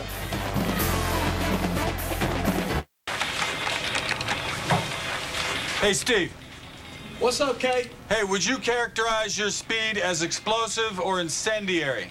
What'd you say? Hold on. What'd you ask? I think that answers it. Incendiary. Need anything else? Thanks. I'm good. I got my answer. Wait a minute. How do you spell? Did you say something? Is this one of those I before E words? Mom, I got an A+ on my history test. This variety pack online from Charter is great. Did you know we can make our own e-cards? Mom, I got an A. Variety Pack Online. A ton of cool online subscriptions you can't get for less anywhere else. Your brother will love these games. Scratch that. I love them. Subscriptions for everyone in your family, all with one login and one low price. It also has Encyclopedia Britannica. That's how I aced the test. Test? What test? Variety Pack Online. Only on charter.net/variety. It was right before Christmas. I did a consultation for a guy who was legally blind. He's been living in the house so long, he knows the house in and out. So he kind of memorized the walls when he wanted the TV. He also had a 3-year-old son who ran around the house who liked to play hide and go seek. Finding him sometimes was really hard because he was really short and he was quick. When we were done, we had to teach him how to use about 4 different remotes through touch. We had to count the buttons from the bottom. We got it done for him. He was really happy though. He couldn't stop thanking us. His name was Charles, actually. Charles, I wish you a Merry Christmas. Christmas time in the city, a little mistletoe. Downtown Roanoke, they had a nice Dickensian theme to their Christmas goings-on in the square. Salem is right next door to Roanoke. That's where we are playing the Division III championship. 12th play of the drive. Micheli, little pump fake, completes it, but that won't get the job done. A.J. Claycomb taken down at the 5-yard line by Jeremy Diebert. Great coverage by the Whitewater secondary. Micheli wanted to throw it into the end zone. Nobody open there. Had to hit his check down man, and Diebert was right there on Claycomb to stop it short of the goal line. Micheli stays in there to hold for his kicker, Ryan Wilk, trying a 20-yard field goal. He's only attempted 6 all season, 5 for 6 on the season, because they usually score touchdowns. And he makes it from 20 yards away. Longest drive of the game for Mount Union results in a field goal. Favorite part of my body is definitely my abs, and that's the best part. The secret weapon to sculpted abs is this small ball, the Bender Ball, developed by master trainer Leslie Bender. What you see in the gym is people are just doing a gazillion crunches, and they don't know why they're not getting results. With a regular crunch on the floor, you're limited. With a Bender Ball, you're getting extension and flexion. It cranks up the intensity and targets the muscles you want to give you a workout that's up to 408% more effective than ordinary crunches for only $19.99. You can have the incredible Bender Ball and Leslie's amazing video. But it gets even better. Call now and you can get this amazing program for only $9.99. Plus, we'll include a bonus video, The Bender Method Buns and Thighs, your free gift just for ordering. I would never go back to regular crunches. Call 1-800-618-9986. That's 1-800-618-9986. 9-1. Ryan Wilk just kicked a 20-yard field goal to culminate this touchdown drive that took 7 minutes and 17 seconds for Mount Union. Gargantuan, considering that they had their first 3 touchdown drives in 6:09 total. And they tried to establish the running game a little bit more in that drive, trying to get Nate Kamick unleashed a little bit. Haven't seen him bust anything. Still just 7 yards, his longest run on the day. But when you have Micheli back there doing his thing, it doesn't hurt you not to have Kamick busting him out the other end, because Micheli has been so effective both throwing and running the football. Micheli, in fact, has more yards rushing than Kamick, 42 to 31 on just 4 carries for Micheli. Almeida's kickoff fielded at the 17 by Derek Underwood. And Underwood has some real estate in front of him. Tackle down after a 26-yard return. Let's go back to Steve Bunin in the studio. All right, thanks, Pam. Over on ESPN right now, the first college football bowl game of 2008, Navy and Wake Forest in the inaugural Eagle Bank Bowl. Navy trying to knock on the door, but the pass is picked off by Alfonso Smith, so we stay 13-0. Now back to ESPN2, D3 title. Thank you, Steve. We are just a few hours south of Washington, D.C. in Salem, Virginia. Wisconsin-Whitewater has had Great starting field position, but have only translated that into 10 points. Antoine Anderson, the running back now for Whitewater, and he gets it going around the left side up to midfield. Picked up about 8. Joe Millings made the stop. Purple helmets all the way around for these two teams. That's Mount Union wearing the black jerseys with the purple numbers, and the black pants and white jerseys going to Wisconsin-Whitewater. 4th straight year these two teams have met in the Division III championship, and that has never happened on any level of NCAA football. Anderson running for the first down. Sam Kershaw with the stop, but they'll move the chains. Whitewater with all 3 of its timeouts remaining. Great play by Kershaw, even though it was a first down, as he fought off the block from Wazakowski and reached out and made the tackle, because had he not made that, boy, I think Anderson might still be running. He had some room there in the secondary.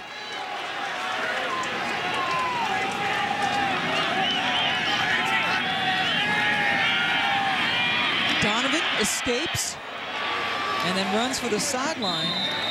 Wisely to stop the clock. Minute 35 left to go, and then Donovan took a header over the bench and gets up ready to fight another battle. Showed some pretty good athleticism there. Hopping over the bench. Both ways, hopped over coming in, hopped over coming back out. You're perfect timing. I tell you, Jeff Donovan has that clock in his head. There he is popping over top again. But when a quarterback just has that knack, that 6th sense, where he feels it breaking down and takes off, and Donovan displayed that to perfection there. 2nd and 8 from the 45. And a timeout taken by Wisconsin-Whitewater. They still have 2 remaining and a minute 35 left to go in the half. Very big possession, needless to say. It would be huge for them to score before they head into the locker room. On the other side of the ball, Cecil Shorts has had himself a huge day, and all that happened really in the first quarter. Well, he caught him by surprise a little bit. Here he is making a grab, and then another one on the out. He's caught a couple of long ones for touchdowns. There's the first one he got on the day, and here's the second one. Bingo. And since that time, Whitewater has changed their defense a little bit. They've backed up the safeties, and they've also gone to some blitz to not give Micheli all day long, because if that's just one half of work for Cecil Shorts, that's a long day for a defender. And he got 96 of those yards on the 2 touchdown catches of 55 and 41 yards respectively. You know, and I asked Coach Borland about Shorts, and do you have to do something special to move your defense towards him? And he said, nah, if we do, we've got some things, but they weren't planning on it. Well, the plans done changed. After the timeout, the handoff to Coppage, who is marked out of bounds after about a 5-yard gain. Coppage and Anderson splitting the carries for the Warhawks. And Coppage goes out, Anderson comes in. And it's kind of interesting how Whitewater gets their plays in. They're a little bit of a throwback. They run the plays in with players usually, or they'll signal in to the wristband. And most teams you see will have 3-4 guys over there signaling. They do it the old school way. They just send a guy in with the play. Anderson, who has scored the Whitewater touchdown today, in the backfield. They keep him in to block. Donovan's pass is complete, close to the sideline. Renberger on the stop. Adam Brandis did a good job of getting out of bounds, but he picked up the first down anyway. Excuse me, Pam. Very nice job of Brandis understanding, first of all, where the first down is. He gets a couple yards past it, so if you come back to the ball, you still have the needed yardage. And then he got himself out of bounds by fighting a little bit extra, dragging Renberger to finish off the play. First down from the 35 for Wisconsin-Whitewater. Donovan has the pocket collapse around him and gets a good block from his receivers downfield. A little bit of a stiff arm. Nick Slupski, the tight end, number 88, with a really good block. And then Roosh had one of his own downfield. A great transition by those receivers. All of a sudden they see their quarterback take off and they transition from being a receiver into a blocker.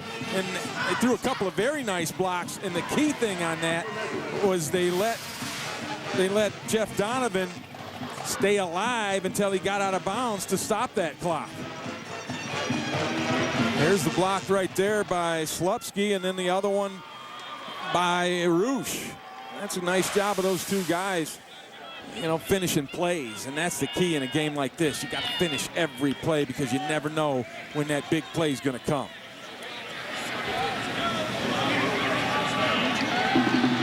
Donovan did run for the first down. And Wisconsin-Whitewater moving the ball effectively on this drive. They will get the ball to start the second half. And what a way to end the first half if they could punch it into the end zone. Yeah, that would be huge for them, not only in terms of making the score closer, but also just building their confidence back up after getting behind so quickly, so early. First down from the 25. Donovan looking downfield, has Roosh open momentarily on the post, but he couldn't get it to him. Instead, a little safety valve to Antoine Anderson. Let's go back to Steve Bunin. He has some stuff coming up for us at halftime. All right, thanks, Pam. Coming up on ESPN, the first bowl game of the season is underway, and one team is dominating. It's Navy against Wake Forest. We've got the highlights for you coming up.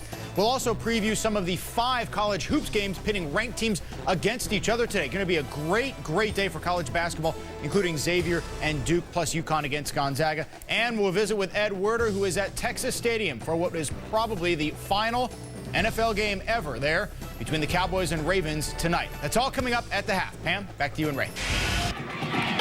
Thank you, Steve. We'll look forward to that coming up. Right now, we've got 45 seconds left to go. Wisconsin-Whitewater taking the timeout. Anderson got no gain on that last play. Would have been better off had he dropped the ball, and at least the clock would have stopped, and they wouldn't have had to burn the timeout. Mount Union winning squarely on big plays. Yeah, that's an amazing number, 7 20-plus yard plays, and yet if Whitewater can finish this drive, they'd only be down 7 points and getting the ball coming out in the third, so that would be pretty good, but they do have to finish this drive. Coppage now in the backfield with Donovan.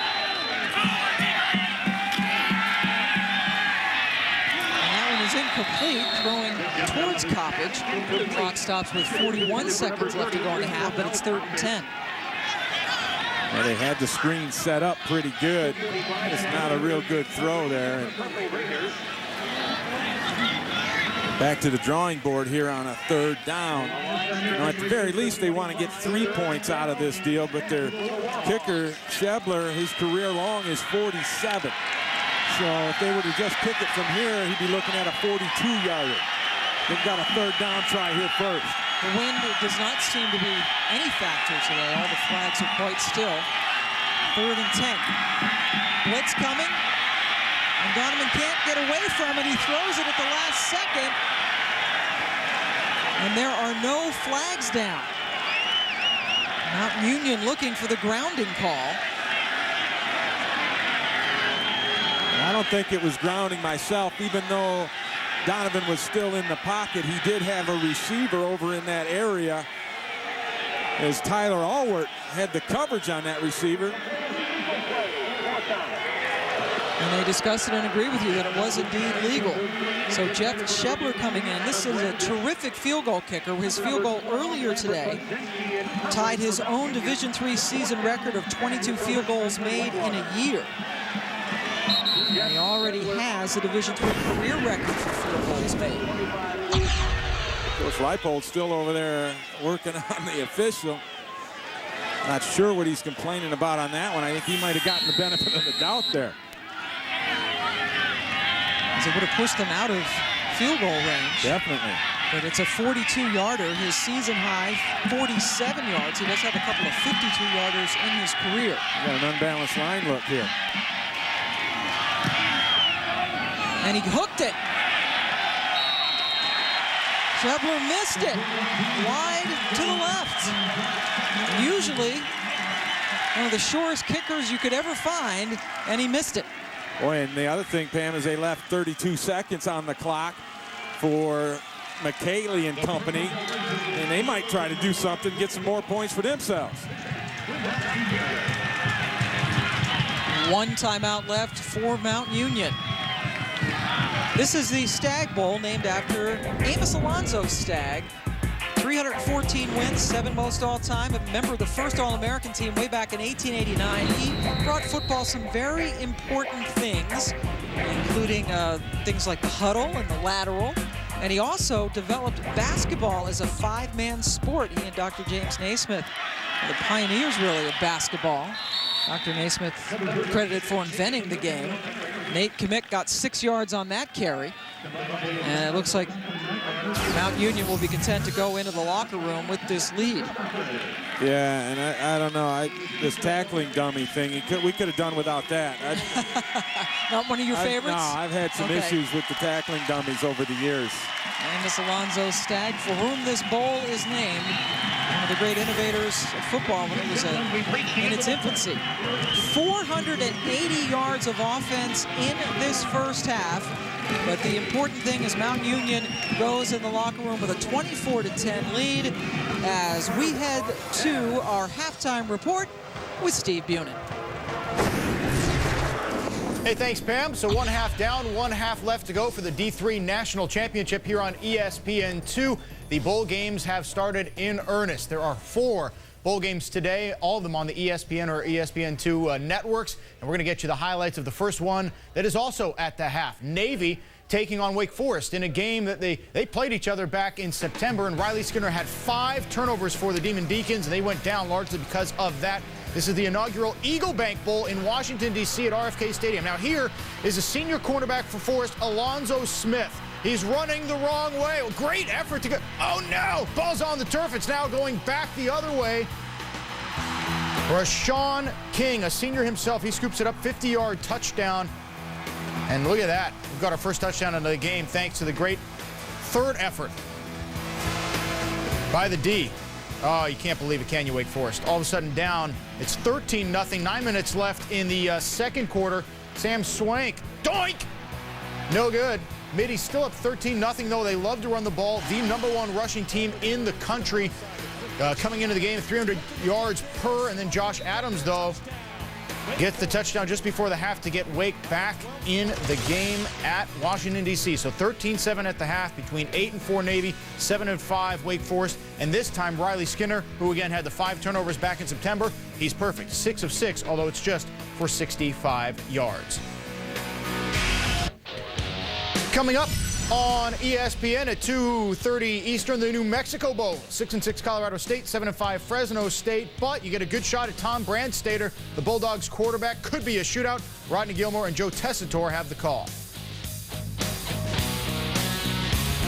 The third ever New Mexico Bowl here in Albuquerque, where they have 300 days of sunshine a year, and we have 2 teams trying to find the warm glow of the postseason after hot and cold regular seasons. Colorado State 6-6, Fresno State 7-5. Joe Tessitore alongside Rod Gilmore. We have this matchup with 2 coaches at completely different ends of their career paths. For Steve Fairchild, first-year head coach at Colorado State, and he won more games than any other first-year head coach in program history. Meanwhile, 7-5 for Pat Hill at Fresno State. Hey, this was a year of high expectations, Rod. Yeah, you know, you think Pat Hill at Fresno State, 12 years there. Anyone, anywhere, anytime. And they thought this year might be the chance to get to the BCS, a frustrating 7-5 season. He's had a lot of success there. This season, though, at the end of it, he interviewed for the University of Washington head coaching job, was not offered that job, says he's committed to Fresno State, but his name keeps coming up in other places. Well, we saw Fresno a few times this year, and if there's anything we learned is that the run defense, if it gets a little soft, it makes for a very long day for them. Yeah, and that's because that defense is a fast defense. It's a small defense, not really that big. And powerful teams have given them trouble. Now, look at what's happened to them in November. You see their games there. Now, they played very well against teams that throw the ball. San Jose State, New Mexico State, their run defense was good. But the powerful running teams like Boise State, Nevada, Louisiana Tech, they gave Fresno State a lot of trouble because they have that size and they have powerful running backs. Well, then they're not going to like what they're getting served up here in the New Mexico Bowl, because the power running of Gartrell Johnson leads the way for the Rams. He is a bruising back who has led them now in rushing for 3 straight years. Yeah, he's a problem because he's a big, powerful guy. He's about 6 feet tall, 225. He runs through tackles. He's not going to run away from you, but he's going to break tackles, and a smaller defense will have trouble with a guy like this, and he is a bad matchup, I think, for the Fresno State defense. You know, Rod, you do all the preparation, you watch the film, you talk to the players and coaches, but yet for me, this is still one of those games where I don't know which way it's going to be headed. You could see how Colorado State could play up. You could see how Fresno could play up. What's the key? Well, both these teams are similar in style. That's why you feel that way. But to me, the real key is the run defense for Fresno State. If that defense can show up and play, then they should be in good shape. But that is the absolute key to the ballgame. Well, we're looking forward to it. Fresno State, Colorado State in the New Mexico Bowl. That's just one of 4 bowl games today at 8 Eastern, 5 Pacific on ESPN. You've got the Pioneer Las Vegas Bowl, and this may really be the best matchup of the day. 10-2 BYU, 7-5 Arizona. 2 very accomplished quarterbacks in Max Hall and Willie Tuitama. Mike Patrick, Todd Blackledge have the call. Holly Rowe on the crew as well. She joins us now with a quick preview. I'm Holly Rowe in Las Vegas. For the Arizona Wildcats, they're back in a bowl game for the first time in 9 seasons.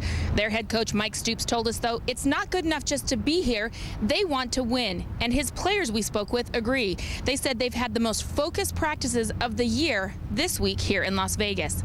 Now for BYU, their star quarterback Max Hall has led them to a 10-2 season.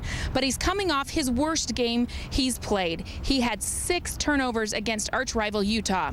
Speaking with Max, he said he's made a promise to himself and his team to be the most prepared he's ever been.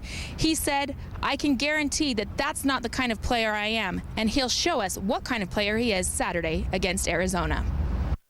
And Hall is from Mesa, Arizona. Willie Tuitama was second in the Pac-10 in yards, touchdowns, quarterback rating. Hall, great in his wins, terrible in his losses. No touchdowns and 7 picks. Home and road, interesting splits too. 22 touchdowns and just 1 pick at home. On the road, 12-12.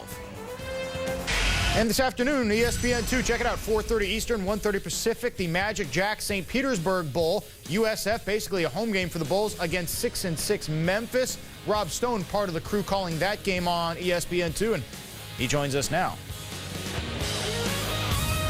Welcome to St. Petersburg, Florida, and wherever you are watching this, odds are the weather here is better than yours. Sorry, just had to be honest. Rob Stone getting set for the inaugural Magic Jack St. Petersburg Bowl between the University of South Florida and Memphis. For USF, this one really like a home game for them. They're going to have a majority of the crowd in attendance because their camp is just about 40 minutes north of downtown St. Petersburg. In fact, that's where they've had a majority of their bowl preparations for this one. Defensively, for the last 2 years, they have been led by 2-time All-American defensive end George Selby. He's been hampered by a high ankle injury much of the season. Could this be his final collegiate game? As for the University of Memphis, they started the season as a passing team, but then they had to go 4 deep in their quarterback depth chart due to injury. So they became a running team, but a running team that focused a lot on the trick plays. Both programs well aware of that. We expect a lot of fun, a lot of trickery Saturday. Here's what I can guarantee you. Game time kickoff, 72 degrees, no rain in sight. Inside Tropicana Field, the home of your American League champion, Tampa Bay Rays. All right, we'll admit it. We're jealous. It's good weather. Coming up, making the jump from D3 to the NFL. Who's done it? Who's done it best? That, college hoops highlights coming up from the Big Ten.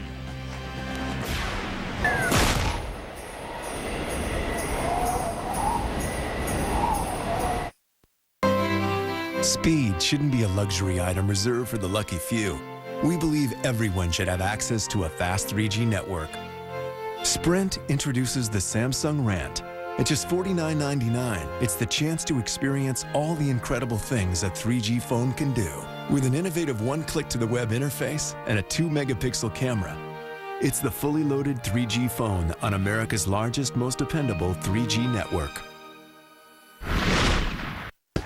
Switch to Charter Business and get ready for a happier new year. With Charter Business Telephone, get unlimited local and long-distance calling. When you bundle with Charter Business high-speed internet, get blazing fast internet, email addresses, and web hosting. Get Charter Business Telephone and high-speed internet for only $99 a month. Switch today. Call 888-845-5133 or visit charter-business.com/New Year. Charter Business, the communications tools your business needs for a happier new year. Catch the Catch-21 fever. Yeah. I'm Alfonso Ribeiro, host of Catch-21, the challenging new game show on GSN. Catch-21 is a game of strategy where winning and losing is all in the cards. It's a 3! Think you've got the skills to play catch? Go to GSN.com and play Catch-21 online with your high-speed internet service. And tune in to Catch-21 on GSN. Take it from me, it's catching. Catch-21, weeknights at 7:30, 6:30 Central on GSN. Back at the half of the D3 National Football Championship, I'm Steve Bunin in the studio. Ohio State playing its first game without David Lighty, its third leading scorer who's got a broken foot. They're in a tough game. B.J. Mullins has 9 points and 4 boards so far, but the Gales are staying with him in Columbus. Jeremy Simpson's at Dallas Lauderdale, and it's 21-18 right now. How about Kentucky hosting App State? Ramon Harris, And now Patterson with a one of the guys who's involved in that brutal collision with Michael Porter. Harris with the jam. He's back playing. Darius Miller, he's got some range, left wing.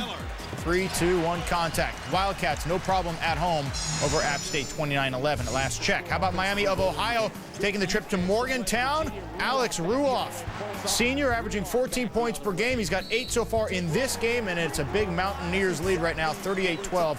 About 4 minutes left in the first half. We all know he's a great outside shooter. When we return, we'll take a look at some of the D3 players you're watching now who might make it to the NFL and those who have already done so, plus previewing the Ravens and Cowboys tonight at Texas Stadium.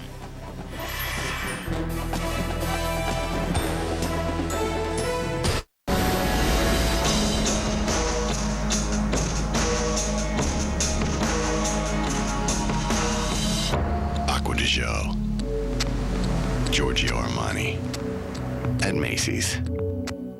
Inventors. InventHelp can help you try to patent your idea and submit it to companies. Call 1-800-321-0777 for free information. That's 1-800-321-0777.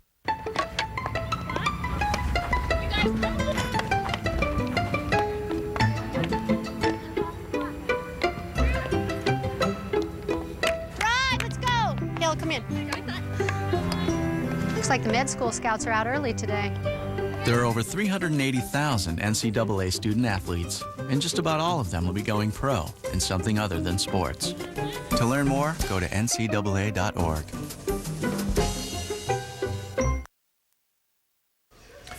Steve Bunin back at the half. Mount Union and Wisconsin-Whitewater hooking up for the 4th straight year for the D3 title, and it's right now 24-10 Mount Union. The Raiders up 2 touchdowns at the half.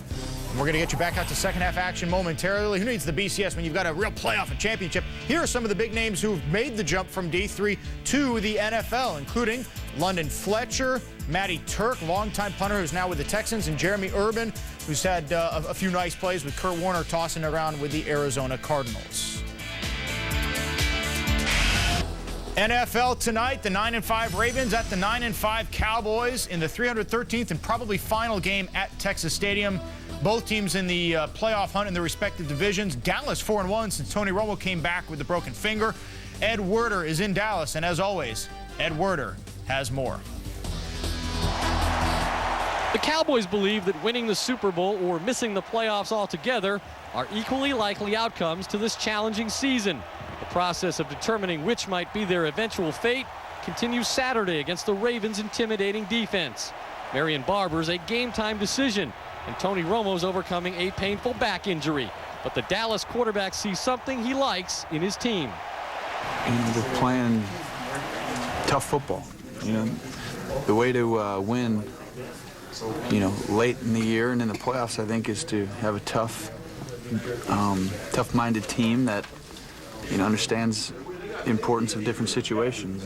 Obviously, we need to win each and every game, so the importance and the magnitude of the games, it should bring everybody's level of play up. So you know, we're looking forward to the challenge. We're not worried about being physical. I mean, we're physical as well. I mean, people don't understand that. You know, you hear the Ravens or the Steelers or the Giants, and you automatically think physical.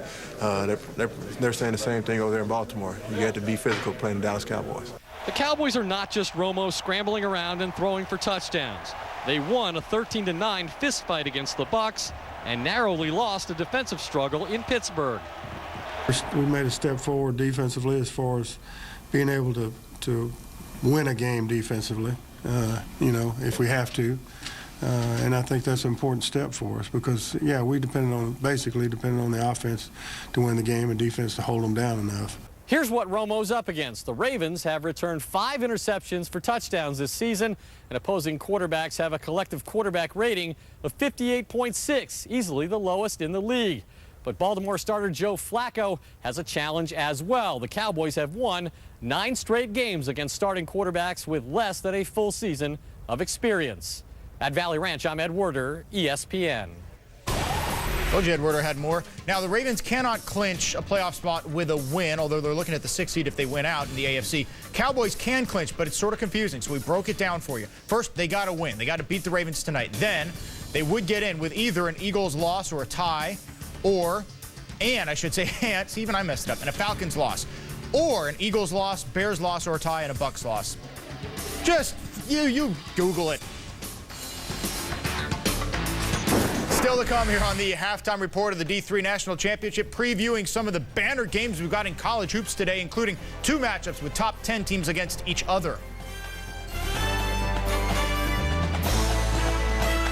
$5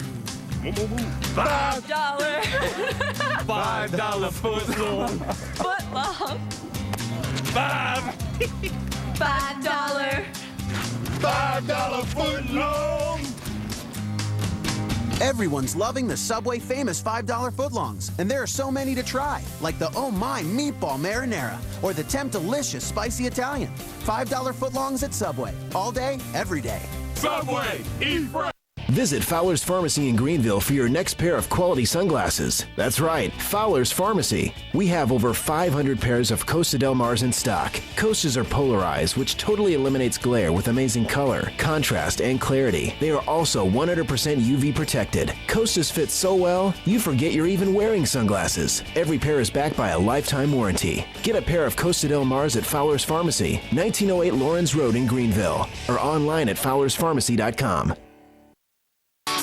The Buick Pontiac GMC Red Tag event is here, where the price on the tag is the price you pay. Where we've not only lowered our prices, we're offering big cash back on our best lineup ever. It's our gift to you this holiday season.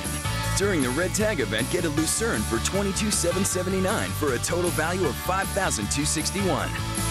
And get the best coverage in America. See your Carolina Buick Pontiac GMC dealers.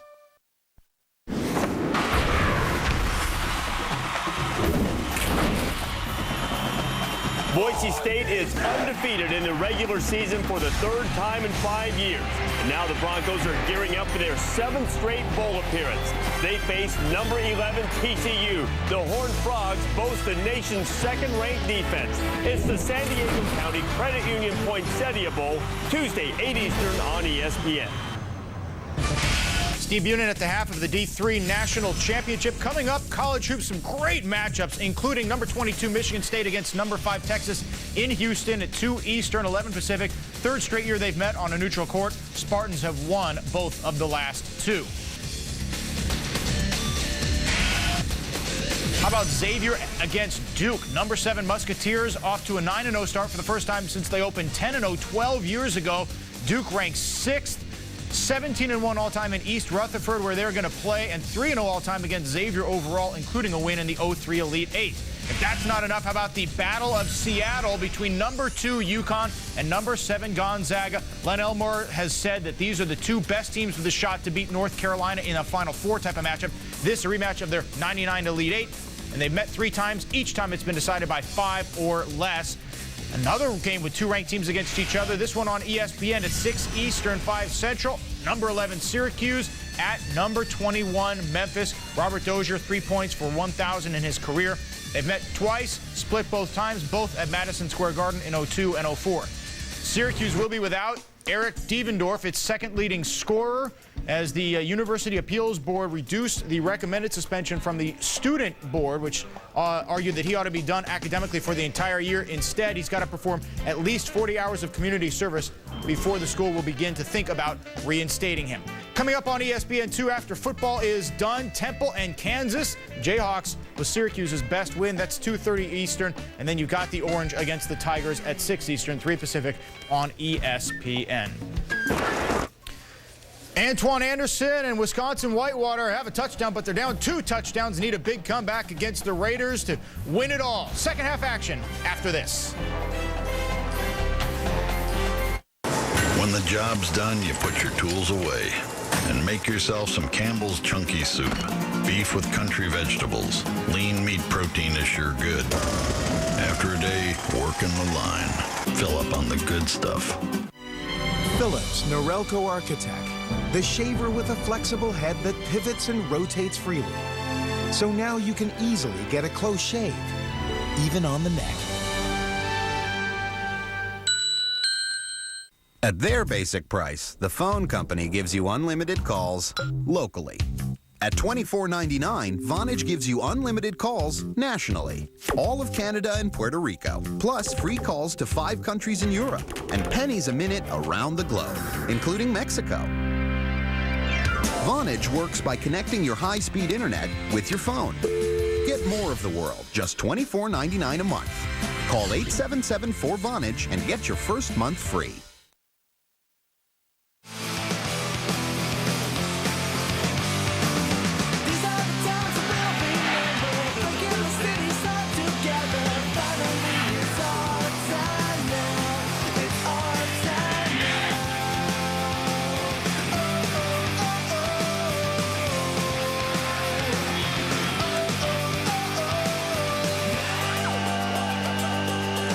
Welcome back to the NCAA Division III Football Championship presented on ESPN by Enterprise Rent-A-Car. Second half about to get underway.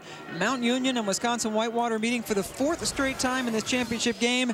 And at the break, it is a 24-10 lead in favor of the Purple Raiders from Mount Union in Alliance, Ohio. Welcome back to Salem, Virginia. Pam Ward along with Ray Bentley. It's a 14-point lead, but at least Whitewater has cut back on some of the big plays that really hurt them early. Yeah, in particular with Cecil Shorts. He was just running amok all over the field here early on, taking those deep balls, and they really had to come up with some way to stop him. Here's a couple looks at Cecil Shorts on those deep balls, just wide open the first couple of times. So now let's take a look at today's Home Depot coaching adjustment. What Whitewater did was they started blitzing a little bit more, getting after him up front. Justin Ankley making a big play right there as they brought the heat, little zone blitz, so that they had maximum coverage behind the blitz to give Micheli just a little more pressure. And it really worked as far as stopping those home run type balls, although it's hard to stop Greg Micheli when he has that option to both run and throw the football. Very accurate in the throwing in the first half, and then he chewed him up the game's, or at least Mount Union's leading rusher in the first half as well. Yes, he is. 4 carries, 42 yards. Nate Kamick, 13 carries for only 37. Aaron Semplowski gets it for Wisconsin-Whitewater. He had a big kickoff return in the first quarter that set up their first touchdown. That's a 24-yard return. Let's take a look at today's game track, brought to you by Coke Zero. Big plays aplenty for the Purple Raiders. Yeah, they came out swinging, going deep with the ball, and you see the average still 10 yards per play. That's pretty good. You can average a first down every time you snap the football. After the first couple of possessions, they were averaging 23 yards per play, thanks to the touchdown catches of 55 and 41 yards, respectively, by Cecil Shorts. Wisconsin-Whitewater also has had at least decent to very good field position all game. Aaron Roosh, their leading receiver, picks up. Going to mark him just about a hair short of the first down, so give him 9 yards and 9/10 on that one. This is a huge drive, even though there's a full half, 30 minutes left to play. But if Whitewater can come out and get points on this one, they're going to feel a lot better about themselves and about their prospects here. If they don't end up with points, Pam, that's going to be a tough deal. Yeah, remember, they blew that chance at the end of the second quarter. Jeff Shebler missing a 42-yard field goal, which is no chip shot, but for him, usually he is solid, at least in a situation like this where there's no wind. Antoine Anderson, he has the touchdown run for Wisconsin-Whitewater today, picks up 9 and a first down. James Herbert making the stop for Mount Union. And Herbert is a guy, we really haven't called his name a lot today, but he's put up some monstrous numbers. Late flag came out after the play. After the first down, dead ball, personal foul, number 6 of the defense. 15 yards, first down. Darrell Ely, the cornerback, captain, senior leader of this team, shaking his head at that play. So you tack on all that yardage, and it takes it down to the 33-yard line for Wisconsin-Whitewater. Ely doesn't believe it. No. But I'll tell you, watching him on tape, he's a feisty guy. Here he is up top right there. And that last little push is what got the flag, as him and Aaron Roosh were kind of getting to know each other a little better there. First down from the 33 after the penalty. Hard count by Donovan trying to draw the Purple Raiders offside. That didn't work, but this run works very nicely. A first down for Antoine Anderson, picked up about 11. Anderson's 5'10", 190 pounds of muscle. I mean, that's the one thing. He has kind of an upright running stance. You see, he's not really bent at the waist. He does lower it a little bit to get some shots there, but he is so strong that guys just bounce off him, and he just keeps going, running through them. Anderson made his 4th straight start today over Coppage, who was coming back from an injury, and they have split it 50-50. Coppage having a little bit more success, average per carry. Donovan had to pull it down. James Herbert took him down. Lost a yard on that play. Yeah, just a miscommunication, as Donovan wanted to throw the ball out quickly in a little bubble or a little look screen out to the outside, and both his receivers just took off down the field. They weren't on the same page. Now, whether they didn't hear the audible, or maybe it was a sight adjust thing that Donovan saw but neither receiver saw. The result of the play, a 1-yard loss. Anderson still in the backfield. He's faked to. Donovan takes a shot into the end zone, and the closest player to that was a Purple Raider. There's a receiver for Wisconsin-Whitewater claiming that he had been held on his way. It was Matt Gifford, the wide receiver, claiming that someone got a hold of his jersey. Donovan had time. He gets bumped at the end of the thing, but boy, Gifford was open too. But he got grabbed a little bit and then forced off of his route. But had Donovan a little bit more time, that could have been a big old play. 3rd and 11 for the Warhawks. 4 receivers in for Donovan. And he finds one of them, a great attempt, but caught out of bounds by Adam Brandis. It would have been a couple of yards short of the first down anyway, but he was not in bounds. Well, I don't know, Brandis might have tapped the toe here. Watch him dive out for this one and then get the toe down. Now, to me, that's a catch. And I hope they review that and give Brandis his due on what a great play he just made right there. That should be reviewed. Instead, lining up for the 40-yard field goal, Jeff Shebler, who missed from 42 just at the end of the first half.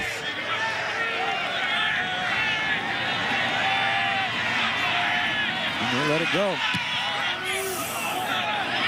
And he missed it again. Wide left for the 2nd straight time. 24-10, Mount Union continues to lead. The 2009 Rose Bowl game, Penn State USC, New Year's Day on ABC. $6.99 brown bag special. Sonic's got it, others don't. Drive in today for a Sonic-size deal. Get 2 hearty 100% pure beef Sonic burgers, 2 regular orders of crispy golden brown tater tots, and 2 refreshing soft drinks, all for just $6.99. It's a whole lot of food for one low price. The $6.99 brown bag special at Sonic. And stop in for happy hour. Get all your favorite fountain drink and slush combinations for half price every day from 2 to 4 p.m. It's not just good, it's Sonic good. His company doesn't offer medical insurance, so we needed an affordable health plan that fit our family's needs. When I started my own business, I didn't think I could afford health insurance. I just wanted to be able to see my personal doctor once a year.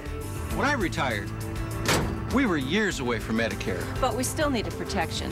What if something serious happened? So a friend recommended Assurant Health. We were able to protect our entire family. They even have a dental plan. I saved hundreds of dollars by only paying for benefits I want. I even got a 15% discount just for being healthy.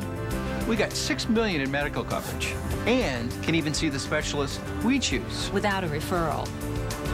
For over 100 years, Assurant Health has been meeting the needs of individuals like you.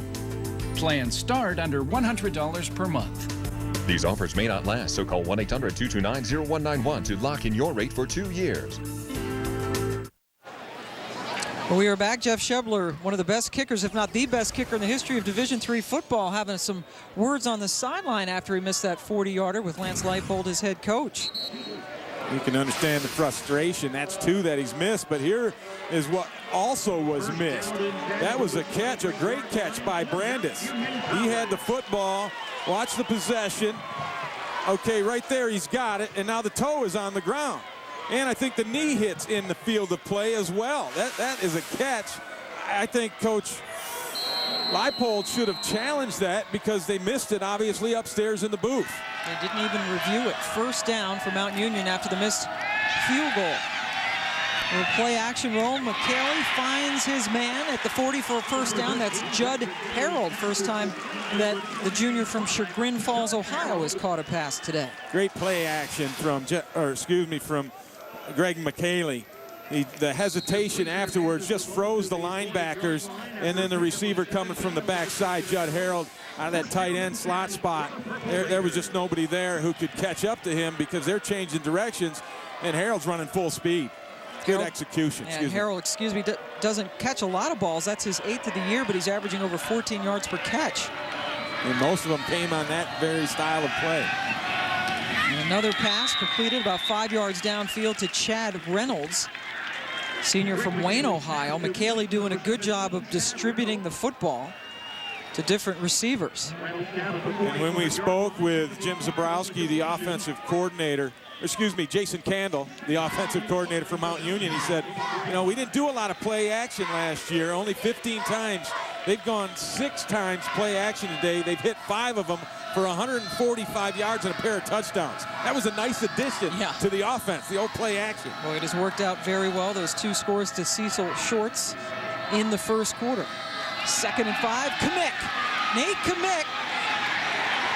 More yards than anybody in the history of college football. Finally breaks a long run. Zach Christopherson gets him down, but it's a 22-yard pickup.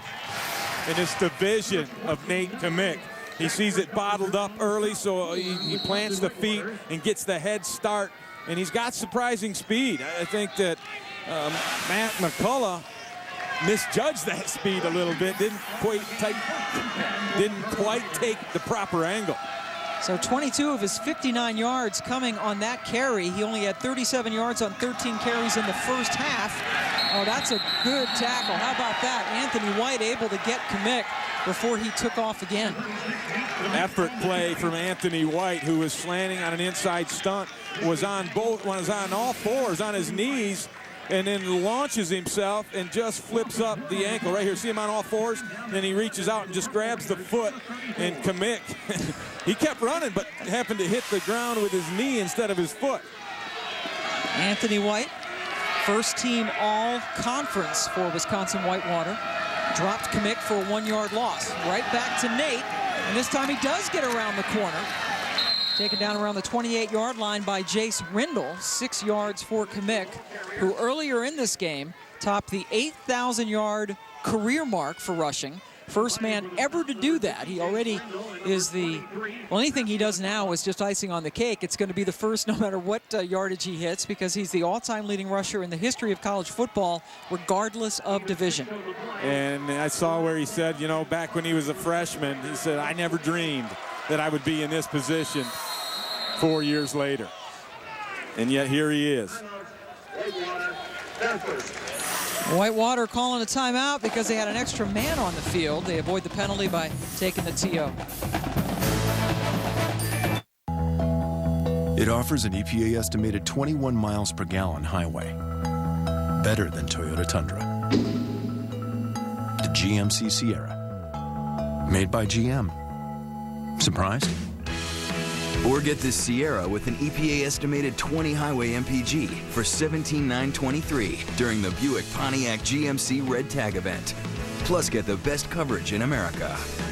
See your local Buick Pontiac GMC dealer today. Hey, a Haynes man himself. My agent turned me on to these shirts. The collar doesn't stretch out, and you should look into it. Looks good, man. We should do dinner. We could just trade info. Maybe you and I could... Take care of it. Call me! Look for Haynes bonus packs, the perfect gift for the holidays. What's a 13-letter phrase for marriage proposal? I have absolutely no idea. He went to Jared. He went to Jared. Jared has thousands of loose diamonds and hundreds of settings, so you can create your one-of-a-kind ring at Jared's, the Galleria of Jewelry.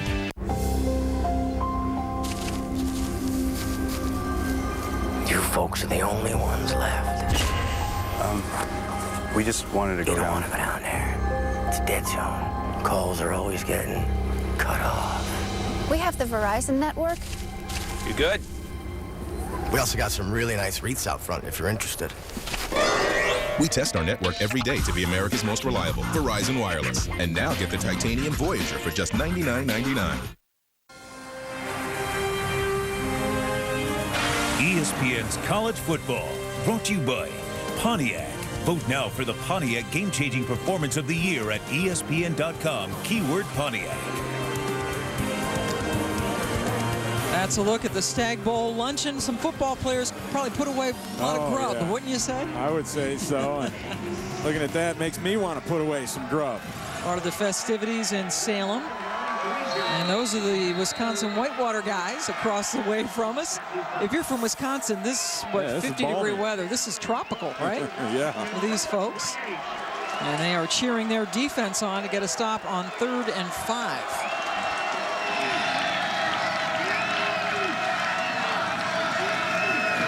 Here comes the blitz. Micheli running around. He's so nimble on his feet. And he runs for the first down. Max Ford finally chased him down. Micheli got 9 yards on that play. And that flip turn really shook Anthony White. And that's just the thing that quarterbacks a lot of times will do naturally. And Micheli did it perfectly that time. That is the 3rd time that Micheli has run for a first down in this game. Took a big hit at the end of that thing, though. Max Ford delivered. Micheli, the Gagliardi Trophy winner, is the Division III Player of the Year. Combination of the Heisman and also academic and community service excellence. Pitched it to Kamick, who gets down to the 16-yard line. Kyle Supianowski made the stop. 3 more yards for Nate.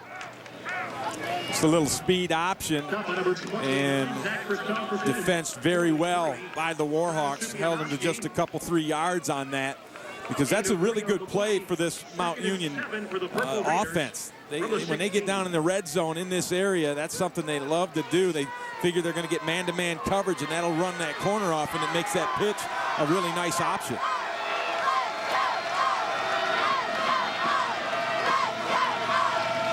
Third time Mount Union's been in the red zone. They've come away with a touchdown and a field goal so far. Micheli, how did he get out of that mess? And he goes down close to another first down. Matt McCullough helped get him out of bounds, but he looked dead to rights back there. That's another little flip turn that he pulled. He's going to be bottled up here. First of all, nowhere to throw the football. He feels it coming, does the little spin right there, and then all of a sudden he says, oh, here I am, wide open, and then took it and finished it down the edge and delivered a nice little hit on McCullough. Micheli putting the Purple Raiders in a good spot, 3rd and 1 at the 10. Kamick just needs a yard, and he gets more than that. 1st and goal. Supianoski again in on the stop on Nate Kamick, senior from Delta, Ohio, who is listed at 5'9", 193.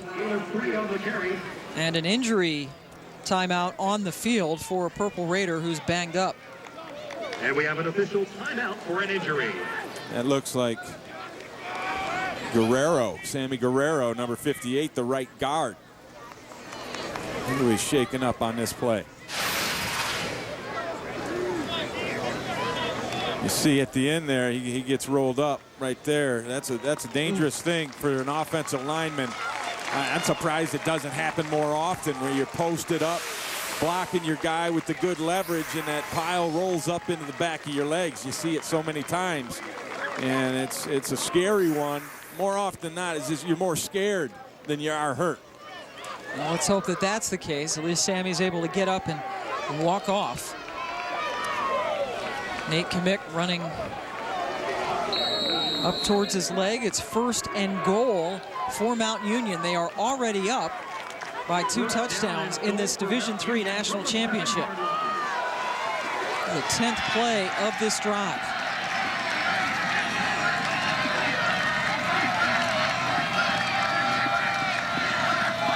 Bailey changing the play at the line.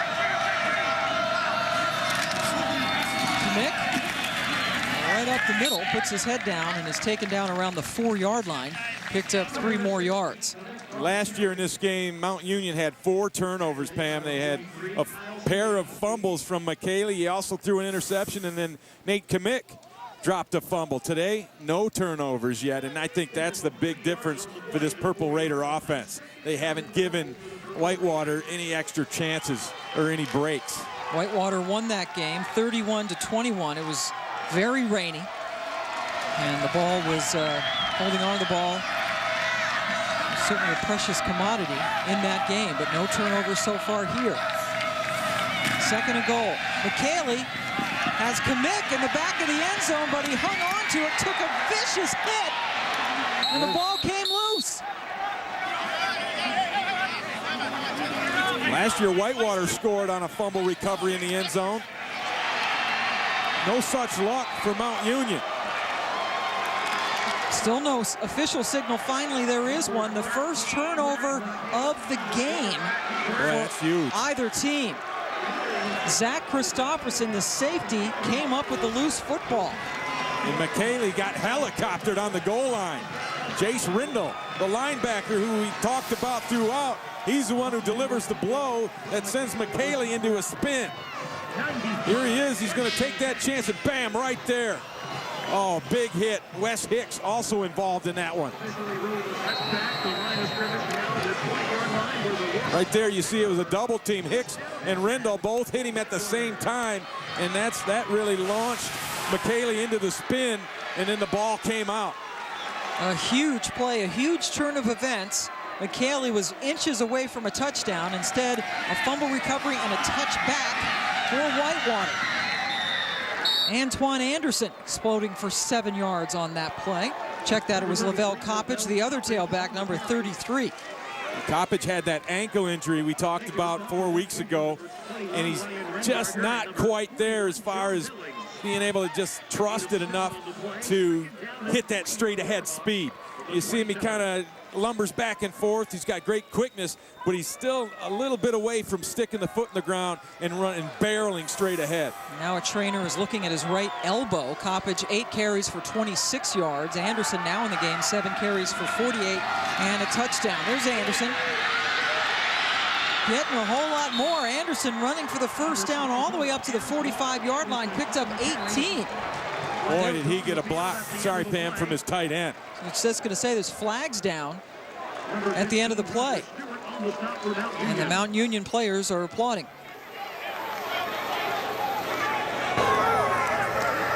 After the play is over, personal foul, number 3 of the offense. That is Aaron Roosh. If you recall, there was an earlier penalty on a confrontation between Darrell Ely and Aaron Roosh. Maybe Roosh was trying to get some paybacks. Here it is at the end. He's going to keep going and block again. This was he was working against Chaz Jordan, and you got to stop at the whistle. Even though it didn't look like it was a blatant, flagrant trying to start a fight thing, but when the whistle blows, you got to stop delivering blows. And with that penalty, the ball comes all the way back to their 30-yard line. That was just a boneheaded mistake by Aaron Roosh that cost his team a lot of yards.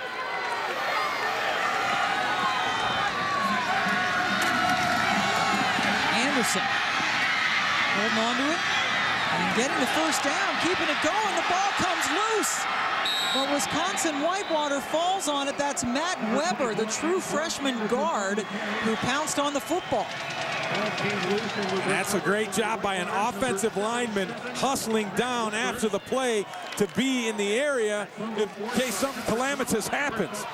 And Weber did a nice job of doing that. But watch this block by number 73, Sherman. Bam, he just cleans up the pile afterwards, and then the ball squirts out, and Weber, Johnny on the spot, comes up with the recovery. Good job by the big guy just to fall on it, not do anything fancy. Yeah, flop on that thing, big guy. He did. He used all 285 pounds of himself to plop on it. They got 22 yards on that play, 7 yards after the fumble, and another penalty flag is down. Before the ball is snapped, delay a game, number 5 offense, 5-yard penalty, still first down. Well, the new rules with the clock this year, as soon as that ball is blown dead, those 40 seconds start rolling. And when you have a big play where you got a lot of people running around down the field and stuff, the offense will get behind sometimes, and that's what Whitewater was a victim of. First down and 15. So now 1st and 15, back into their own territory now at the 47. 7 penalties in all called so far in this game. Roosh in motion. They give it to Anderson. Anderson into Mount Union territory, picked up 4 as we get you back to Steve Bunin. Thanks, Pam. A little bit of drama over on ESPN. The first bowl game. Josh Adams, sophomore, had 2 touchdowns all year for Wake Forest, has 2 today. The only for the Demon Deacons. They've now taken a 14-13 lead after trailing 10-0 early. And his offense is... Thanks, Steve. Figured that would be a good bowl game, and it just turned into one. Wake Forest wearing those fancy gold jerseys today. Yeah, a rematch from earlier in the year where Navy beat Wake Forest. And Wake couldn't hold on to the ball. Anderson, flag down. Taken down about 1 yard downfield, but yet another penalty. Yeah, Mount Union in the neutral zone. James Herbert, I believe, is what they're going to call.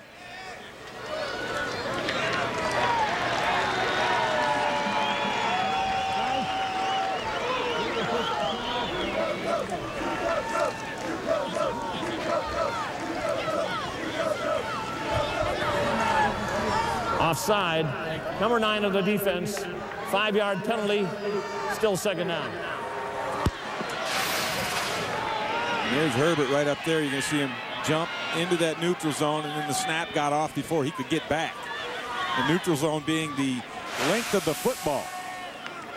Herbert, one of the great playmakers on this Raider team, has 14 sacks on the season. He's only a junior. The numbers show you, no one in Division III more sacks than that young man. 14 of the 49 sacks that Mount Union compiled coming into this football game. And he's a little undersized at 224 pounds, but he makes up for it with great quickness and get-off. Playing the defensive end spot at 224. Anderson, right up the middle, and he spins for the first down. Chaz Yoder with the stop.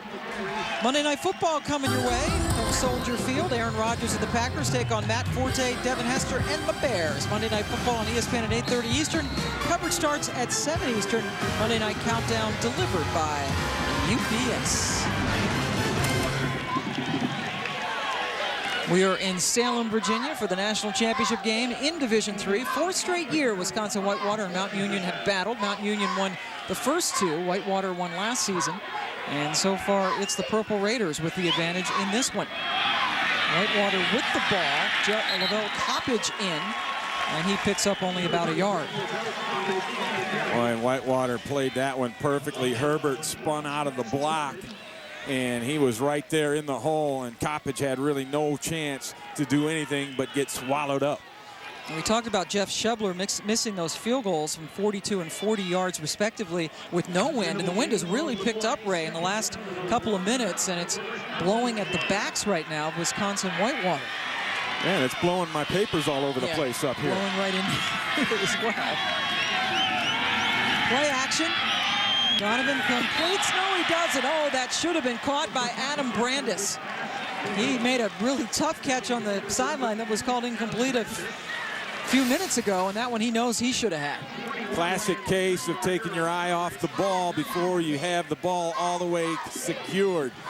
And I mean, that's a mistake that's quite common, but you hate to have it happen when you're driving the ball, and that would have been close to, if not, a first down. Looked like Adam took his eyes off the ball so we could find where the first down marker was. Wisconsin-Whitewater 0 for 4 on third and longs today. 4 receivers on third and 9. Donovan completes it. Looked right into the hands by Jordan Wells for the Warhawk first down. Needed 9 yards, they got 16. It's a nice job where you have all vertical routes from your receivers, and you overload that area. You're going to get this guy coming in, him coming into the hole there, and him going deep. You got 3 guys going, and you got 3 guys defending, but one's over the top, so there's going to be a hole. And that was a perfect shot into the hole. Jordan Wells making that grab. So now first down, and just inside the 20. And a big play. Antoine Anderson just swallowed up by James Herbert. Oh, and Herbert just did a swim, an arm over move on Mike Sherman. And Sherman just whiffed on him, and that's the quickness of Herbert. See him explode past the first blocker, and he blows up Anderson before he really got a chance to do anything, even put a move on anybody. He was just securing the handoff, and he got whacked. Textbook tackle by Herbert, who went to the sideline. He was having trouble with his helmet. So while they fix that up, Herbert takes a play off. Coppage in now at tailback, number 33. He stays in to pass protect, and it doesn't work. Donovan goes down, sacked by Sam Kershaw. Purple Raider defense coming up big. Yeah, this was an all-out blitz. They brought both inside linebackers, Kershaw and Yoder, and then the safety as well. And Coppage misses it. Here you're going to see this linebacker come, and this safety come. They're overloading the middle on it. And you see Coppage, he doesn't really have much of a chance. And a great job of Kershaw avoiding that low block from Coppage and finishing with a sack. 50th sack of the season for the Purple Raiders. Herbert is back in there at defensive end on third down. Donovan with time. And again, that same pattern, they call it incomplete again to Adam Brandis. Boy, I'm not so sure that Brandis didn't make this one too. Donovan agrees with you. Well, they took the previous one, very similar, away from him. And on replay, it was obvious that he made that catch. This is the exact same route. Nice throw there. And that one, he was out of bounds. Fourth down and 18 for Whitewater. That one, you got to say, okay, the official made the proper call. I believe his leg was down. Now they want to review it. Where were you the last time? Jeff Shebler on the field to attempt a 45-yard field goal. He has missed his quarter from 40 and 42 yards when the wind was still. The wind sort of blowing across the field, but more so at his back. Yeah, and then a little to the left, and he's missed both those field goals to the left. Yep. He's overstriding. He's pressing a little too hard. That's what happens, you know, as a kicker when you're a little bit tight and you're really worried about doing it and over-kicking it, you end up pulling it to the left. And if you are pulling up on it a little bit, that'll put it off to the right. Let's take another look at this thing. And you see he waited just a little too long for the throw.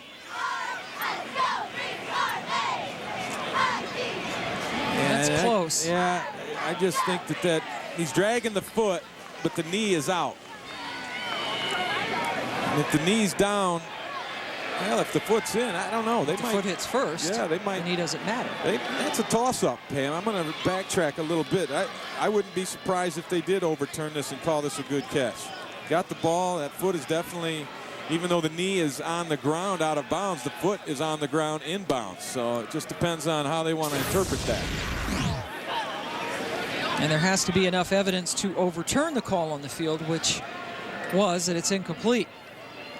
Now it's 4th and about 18 now. Even if that pass is called complete, it would be a 4th down. But it'd help the kicker Schiebler out a little bit. Or maybe even go for it on 4th and short. Or we're guessing it would be about 4th and 8, actually, even if the catch is called good. But yeah, that would make it, would get you 10 yards closer on the field goal. I think you definitely would still kick that one, given that there's still a minute left here in the 3rd. A whole 4th quarter to play. And it seems that the defense for Whitewater has figured out some things, and they've been able to slow down this Mount Union football team. And actually, it'd be more like a 4th and 5, 4th and 4, I think. I think he went out right around the 13 or 14. So let's not get ahead of ourselves, however. Yeah. The most important thing is the potential overturn of the incompletion. I know Lance Leipold is looking for some kind of a break because he really didn't get the benefit earlier on in a similar situation. After review, we have a completed catch to the 14-yard line. It will be 4th down and 4 at the 14. Huge play. And it really was a great catch by Brandis. Yeah, I'm glad they gave it to him because now they're 1 for 2 on those that Brandis made. That outstanding grabs, dragging the toe and keeping it in bounds. So it's a 4th and 4 here, and they're keeping Schiebler out there. But instead of a 45-yard field goal attempt, it's going to be a 31-yard field goal attempt. And it's from the other hash. He's missed the other 2 on the right hash. This one will be from the left hash. Maybe that'll help him.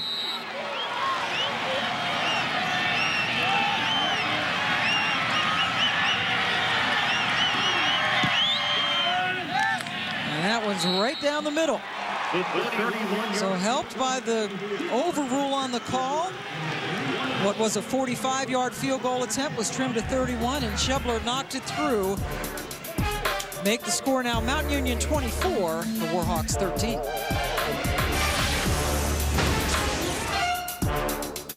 So, EJ, we've designed you a signature shoe worthy of a 3-time All-American with mad smarts and sick leadership skills. Ta-da! There are over 380,000 NCAA student athletes. Yeah, you got your GPA embossed, right? There. I love it. And just about all of them will be going pro in something other than sports. Can I get it in a loafer for casual Fridays? Yes. America's original all-star high school football game returns to Spartanburg as the annual Shrine Bowl of the Carolinas engulfs beautiful Gibbs Stadium on the campus of Wofford College on Saturday, December 20th at 1 p.m. The kickoff will launch a gridiron battle extraordinaire between the 2 greatest high school football teams the 2 Carolinas can muster, and it's all for a great and noble cause. It's the Shrine Bowl of the Carolinas, where strong legs run so weak legs may walk. Be there.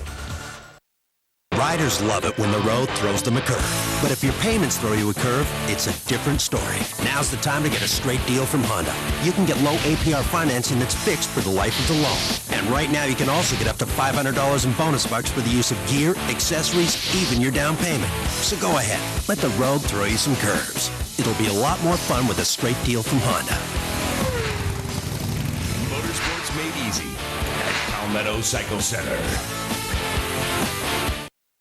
Day 1 of Capital One Bowl Week continues tonight on ESPN with the Pioneer Las Vegas Bowl. Quarterback Max Hall leads number 16 BYU against Arizona. Pioneer Las Vegas Bowl, part of Capital One Bowl Week. Check it out on ESPN tonight at 8 Eastern Time. It is the best time of the year, holiday season and bowl season. Can't get any better than that, Ray Bentley. I'm telling you, I can't wait. You've got a spot on the couch that's well worn, that fits right to my body. Get the feet up, get the kids running after whatever I desire. It's going to be a nice little vacation. Pioneer Bowl, BYU has played so well against the Pac-10, and Wildcat fans excited just to be in a bowl for the first time in 10 years. Wisconsin-Whitewater down by 11, kicking off. Scott Panchik with the ball for Mount Union.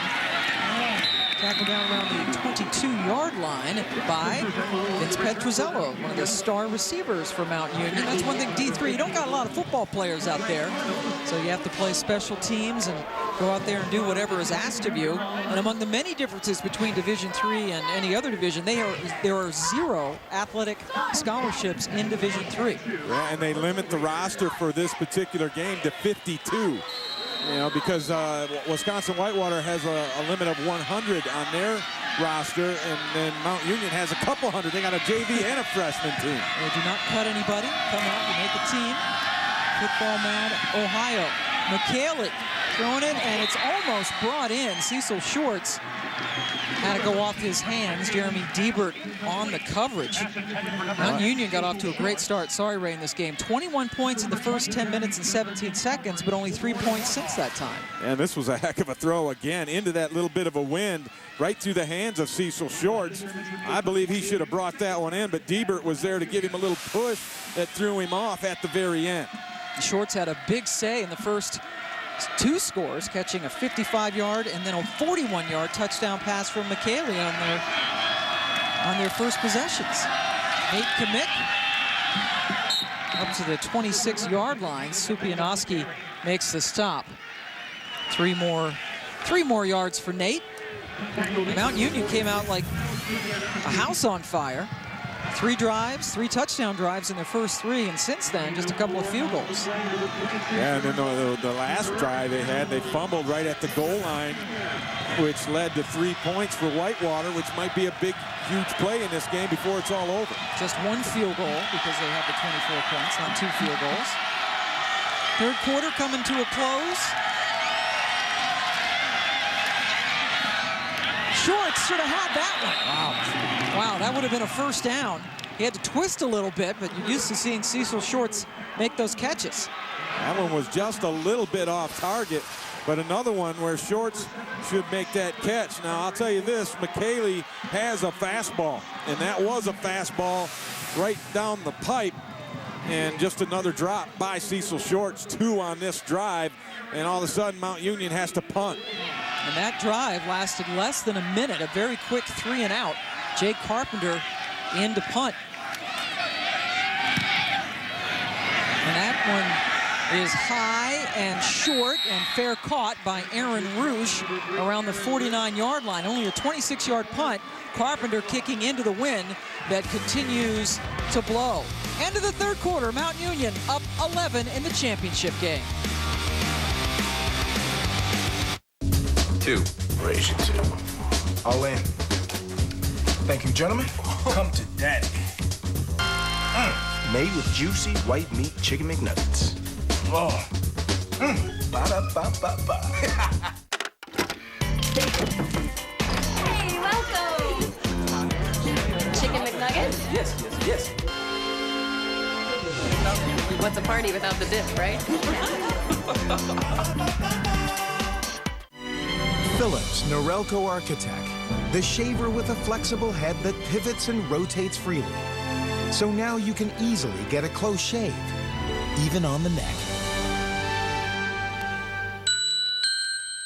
At Samuel Adams, we have seasonal beers to celebrate the changing of the seasons. When it gets cold, you need Samuel Adams Winter Lager. Winter Lager is a wheat bock. With some holiday spices, ginger, cinnamon. Full body. Malty. Delicious. Sam Adams Winter Lager brings you back to life. Work was rough today. A lot of meetings. Now you're filling up on Campbell's Chunky Soup. Beef with country vegetables, loaded with lean meat protein. You took charge. The people at the top have noticed. Fill up on the good stuff. This Christmas, Bass Pro Shops has great last-minute gift ideas, like Carhartt duck jackets for only $49.99, Under Armour fleece sweatshirts for under $60, And this Mountain Bubble coach for only $19.94. This holiday season, the Home Depot would like to give you a little present.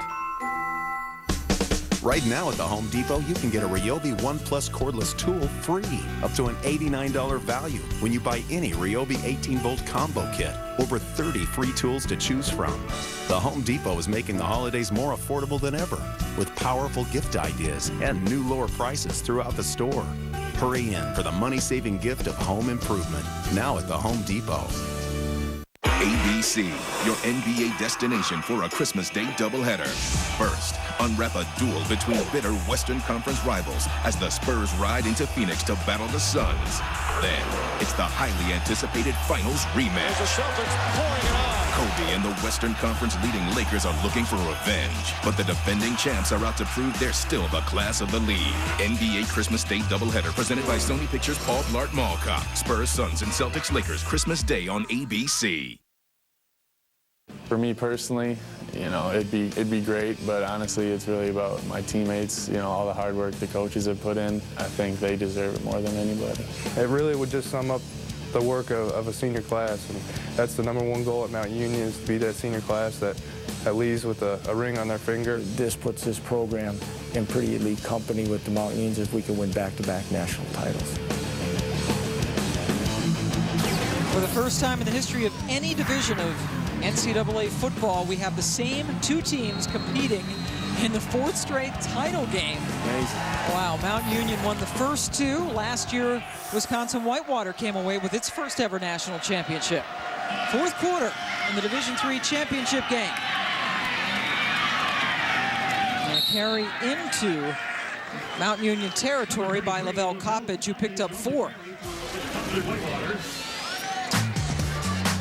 Only 3 other times in any sport in college have you had 4 or more times that the same two teams have competed in consecutive years for a championship. Bloomsburg and Lockhaven in Division II field hockey with the 5 straight. TCNJ against William Smith in women's lacrosse Division III. It's a very rare occurrence. What a treat. Aaron Roosh with the catch. Picks up the first down, and TCNJ is the Technical College of New Jersey. You knew that. Glad you cleared that up for me. I was concerned about that. Powerhouse of field hockey that got to the championship 4 straight times. And really remarkable that it's been these same two teams, especially this year, when you're talking about both teams returning very few starters. Right, just 5 starters returned for Wisconsin-Whitewater, 6 for Mount Union. So out of the 44 starting positions, only 11 returners, 33 new faces. Wow, it's a lot of depth. 4 receivers in on 1st and 10, Wisconsin-Whitewater. Pass flared out to Matt Gifford. Gifford running for the sticks, is knocked out of bounds a couple of yards short of the first down. I'll tell you what, Jeff Donovan's heating up. Those are 2 perfect throws back-to-back that he's made. And that's, you know, the thing that jumped out to me was just he can get hot. And when he gets hot, he throws perfect passes. And, you know, last year, he almost didn't stay with this football program. Danny Jones came in from California Lutheran as a transfer and took over the reins and led him to the championship. And Donovan was out with an appendix surgery and didn't even make the game here. Coppage running for 5 yards and the first down. Donovan did not travel with the team last year. There's Danny, a grad assistant now, and led the team to its first national championship last year. Yeah, he said the coaches talked him into sticking around and helping groom Jeff Donovan into that position. He said he wants to be a coach anyway. He had a few classes that he had to finish up. And I said, well, are you going to move back to California? He said, oh, yeah, Wisconsin's way too cold for me. Yes, I would imagine that would be a good move for Danny, but what a terrific game. His team member, Justin Beaver, ran for 249 yards in that game a year ago. What a great running back. And Whitewater comes in with Coppage, the true freshman, and Anderson, the sophomore, and both of them running for over 1,000 yards this year. They don't reload. They just stack it back up and go. Coppage in the backfield.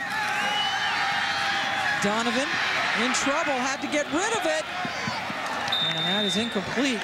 Roosh was the closest receiver there, but Chaz Jordan really had his sight set on Donovan. Donovan does a nice job of getting rid of the football because the coverage down the field, little roll out of the pistol formation, trying to get him some room on the edge, but the coverage was outstanding, and it showed you the strength of the arm of Jeff Donovan. As Chaz Jordan put the pressure on him, he took a shot to the body, and he still heaved the ball some 40 yards out of bounds. 2nd and 10 now. This is the 6th time Whitewater's been in Mount Union territory, but those 6 trips have resulted in only 13 points. And not much room for Coppage on that carry. Maybe got a couple. And it's amazing that he did get a couple as he broke a couple of tackles in the backfield. He made Herbert miss, and that's the strength of Coppage, his just lateral quickness and his ability to move side to side and make people miss right in the hole. Big 3rd down here, and this is a Jeff Donovan. His strength coming into this was 3rd and long. Today, not so much. His head coach said that he's the best quarterback he has seen in 3rd down situations in his career. Here comes the blitz. Donovan gets rid of it. It's floated high and intercepted. Off the hands of Roosh. Drew McClain has it. And Donovan can't get him. Touchdown, Mount Union. McClain takes it all the way back. Tipped by number 3, Aaron Roosh, and intercepted by number 32, Drew McClain. McClain takes it all the way to the end zone for the Mountain. How predictable is that? We get just done telling you how great Jeff Donovan is on 3rd downs. Throws it behind the receiver, gets tipped up. McClain picks it up and takes it the distance to the house as Aaron Roosh, the intended receiver, tipped that ball. He didn't even realize it was intercepted. He thought the play was over, and all of a sudden, there went McClain blowing right past him. Drew McClain, a junior from Newark, Ohio, takes it back 78 yards for the touchdown. Another empty trip into Mount Union territory for Whitewater. Ryan Wilk adds the 31st point of the day for Mount Union. The lead has ballooned to 3 touchdowns. The hotter the hot, the colder the cold, the greater the demand, the more you need Duralast. Batteries built to exceed the need. Only at AutoZone.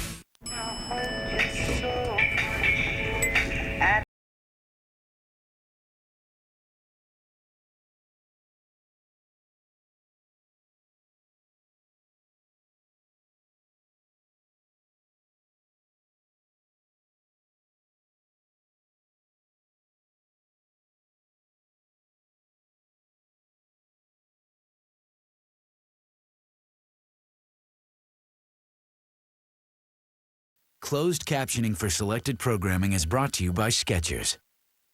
Hey guys, what's going on? No, we're talking about our Skechers. Again? Yeah, these are Skechers wide. Awesome style. But designed to really fit great. Because you all have wide feet. Oh, yes, we do. You know the saying, wide feet.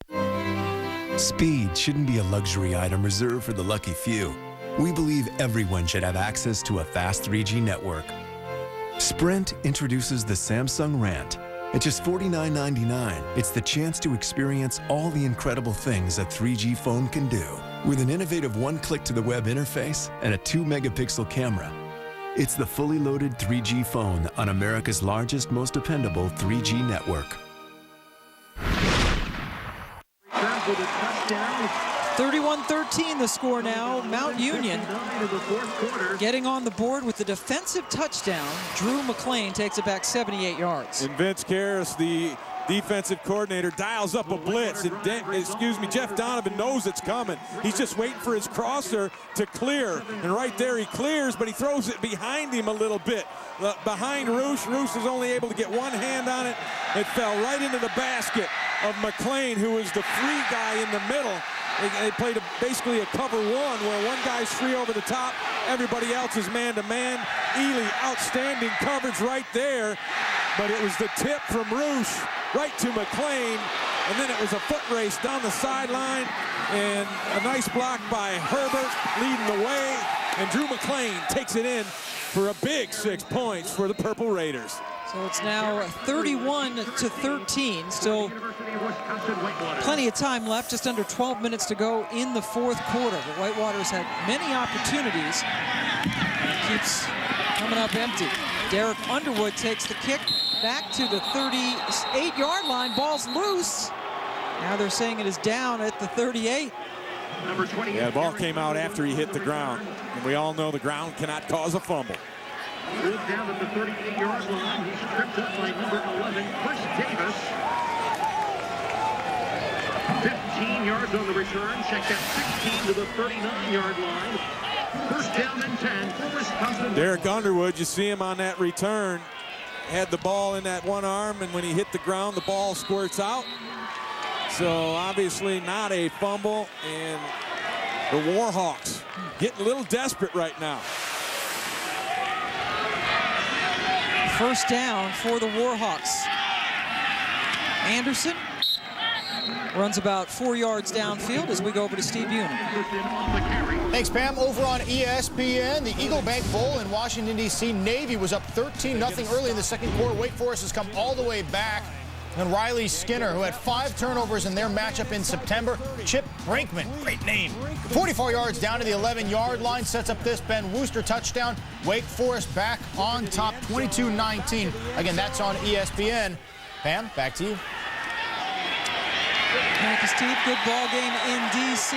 Aaron Roosh loses a yard on that play. Drew McClain, who just took a interception back for a touchdown, made the play. Yeah, he's fired up right now. Some adrenaline rolling through McClain as he just threw the blocker out of the way and then came up and made the hit. He figured he'd be worn out from running those 78 yards. He's just still ready to go. 3rd and 6 coming up.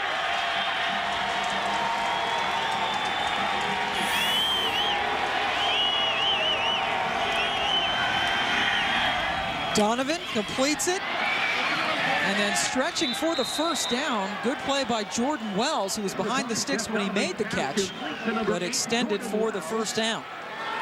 And Renbarger was over there sitting in a cover 2, just sitting in the flat, and he thought that ball was coming to him.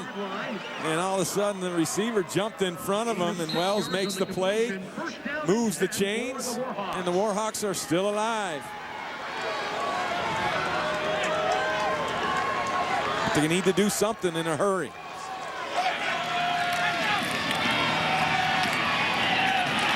Only a couple of tough yards for Antoine Anderson. The NCAA Division I Women's Volleyball Championship concludes tonight on ESPN2 HD at 8 Eastern. For a preview of every NCAA National Championship, including the Division I Women's Volleyball Championship, you can go to ncaa.com, the official online home for all 88 NCAA championships, where there will no doubt be information on this game, the Stagg Bowl, the Division III championship. 2nd and 9, will play action. Donovan towards the sideline to Adam Brandis. And Brandis picks up the first down. Brandis has been outstanding today along those sidelines. We've seen him tap the toe a couple of times. One of them he got, the other one the officials missed. Here he makes that play, and more importantly, gets out of bounds to stop the clock, because right now, Whitewater is fighting 2 things. They're fighting that Mount Union defense, and they're fighting the time remaining. Whitewater with 2 timeouts left. Anderson picks his way and then finds a nice hole. Lunges forward for an 8-yard gain. Moves the ball to the 31-yard line. Antoine Anderson has scored the only touchdown of the game for Whitewater. He is over 100 yards, 111 yards on the day for the sophomore from Madison.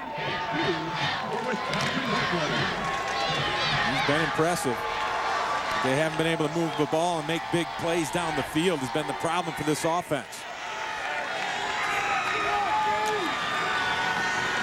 Donovan, everybody's covered downfield. He has to take off.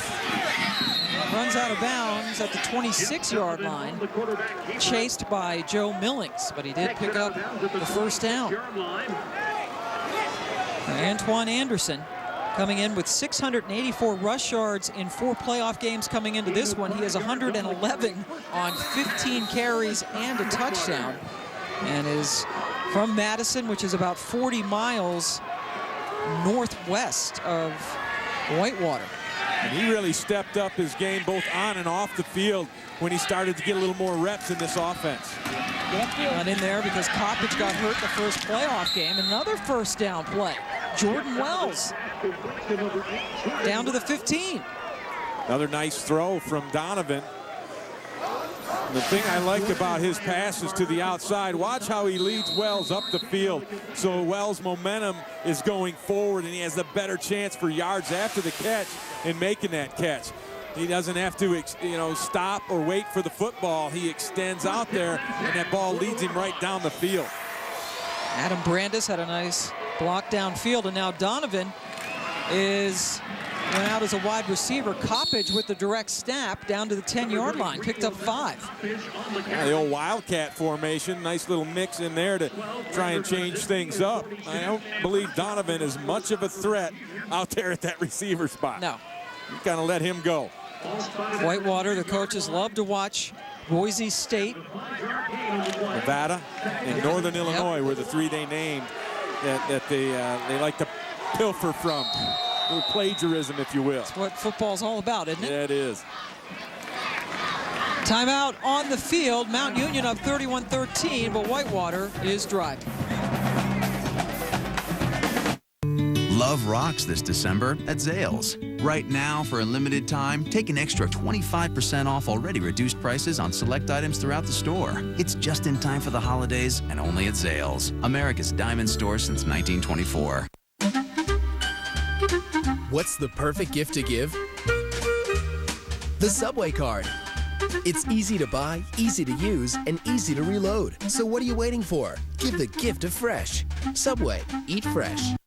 Santa, we've got a ton of trains no one wants. What about the gumball machines? Mothers Against Cavities. Ice skates? Global warming. What does everyone want? The Charter Bundle with HD, including HD on demand, plus Charter high-speed internet, faster than DSL, and Charter telephone with unlimited local and long-distance calling. Call today for a special offer on the Charter Bundle with HD. Call 1-877-SAVE-196 or visit charter.com today. Bye-bye. Oh, no. Honey, wait! You should have used Lucas transmission fix. What? You should have used Lucas. Mom? You should have used Lucas. Honey, we're leaving. Huh? Honey. Oh! Lucas Transmission Fix stops most seal leaks, cleans and lubricates sticking valves for proper shifting, and renews worn bands to stop slipping. Lucas Transmission Fix. It works.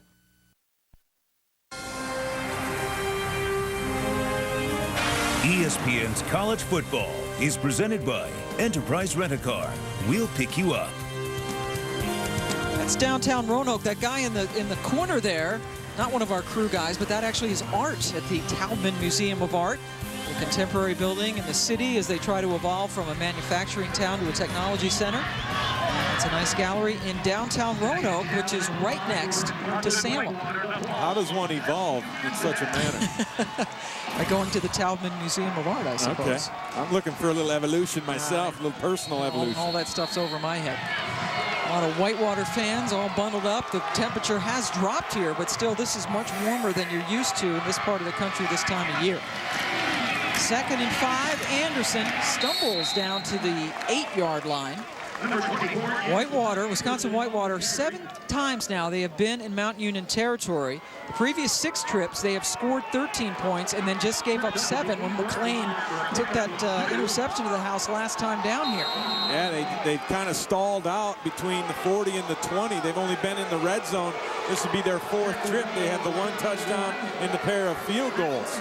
So once they get past that 20, they've been okay. It's getting there has been the problem. And they've also missed a couple of field goals. 3rd and 3. Donovan zips it. Brandis, first down. Adam Brandis right over the middle, picks up 5. Good route adjustment by Brandis, seeing that the coverage was close enough. that he cut the slant route off a little bit sooner than normally. Watch him see to take the few steps, and then he sees the separation, so he breaks that route off quicker to allow Donovan the seam to throw the ball into. Anderson with the football and gets close and into the end zone. Antoine Anderson has scored his second touchdown of the game. I don't think you go for 2 here. You just kick this, and that'll get you within 11 points. Take another look and see if he does indeed break the plane. Yeah, it looked like he got the ball over there at the end. You can't really see the football from that angle. But the official on the far side, who could see the football, he called it. So I'm pretty sure that's a 6-pointer right there. Emphatic call, and indeed they are going for 1. Jeff Shebler in to attempt the extra point. Cuts the lead to 11. 6:46 left to go in the Division III National Championship game.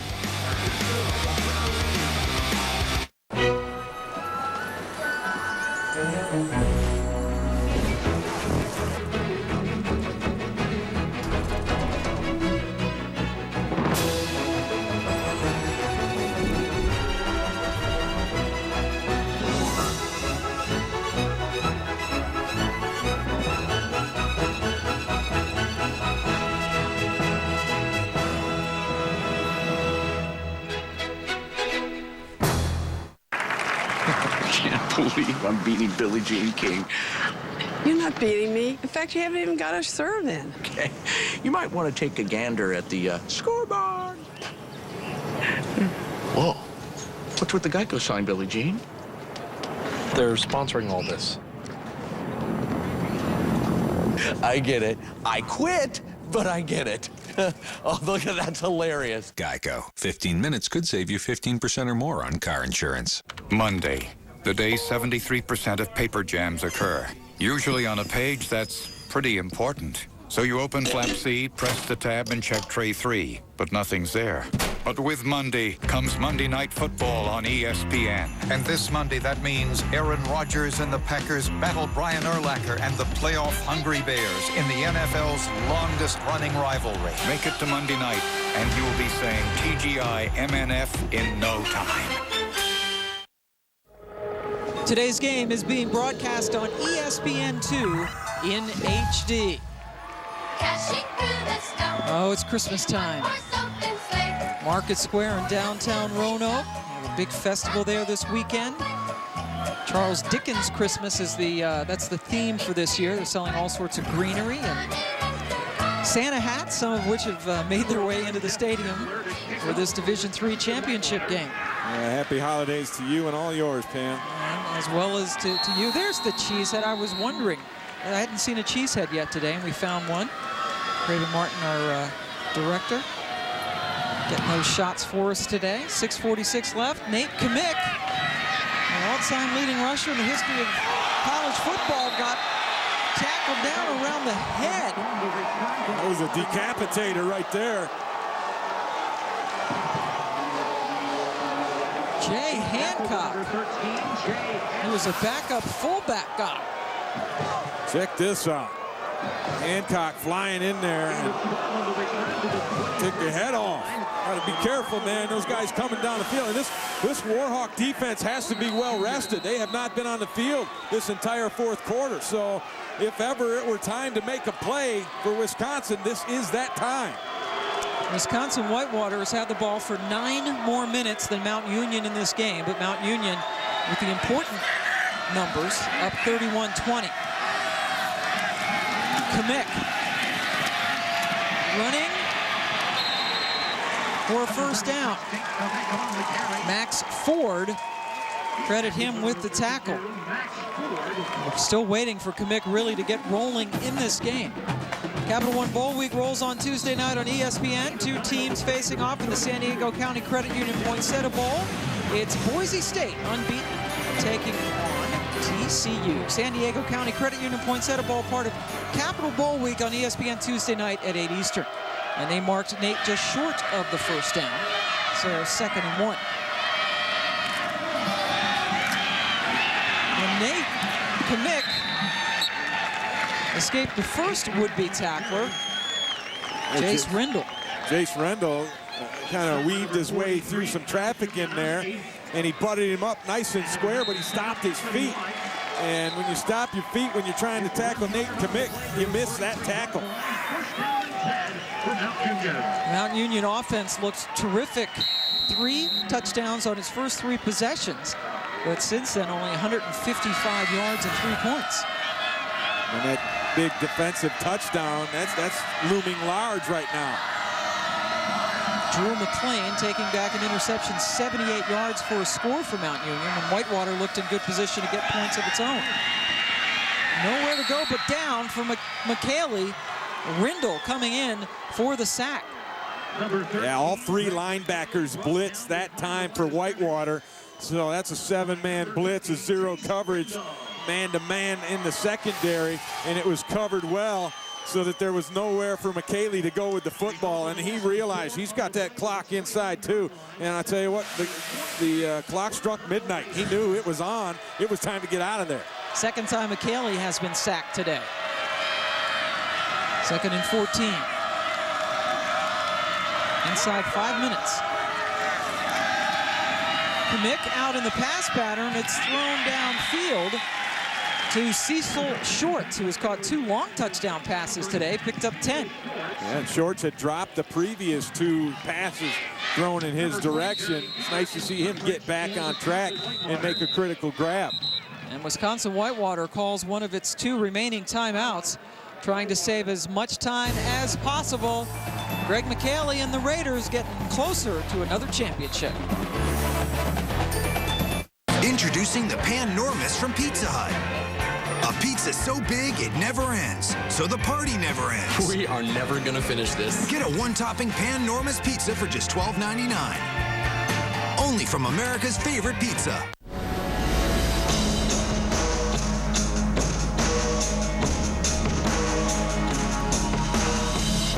Acqua di Gio.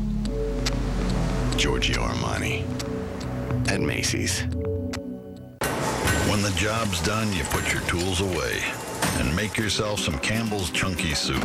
Beef with country vegetables. Lean meat protein is sure good. After a day, working the line. Fill up on the good stuff. Philips Norelco Architect.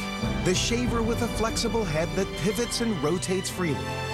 So now you can easily get a close shave, even on the neck. It's The World at War, Turning Points, the most powerful World War II documentary ever made. Preserved forever in the diamond-sharp clarity of DVD. With eyewitness footage like nothing you've seen before. Footage once considered so shocking, it couldn't be seen at all. From North Africa and Stalingrad to D-Day, Iwo Jima, and the final battle for Japan.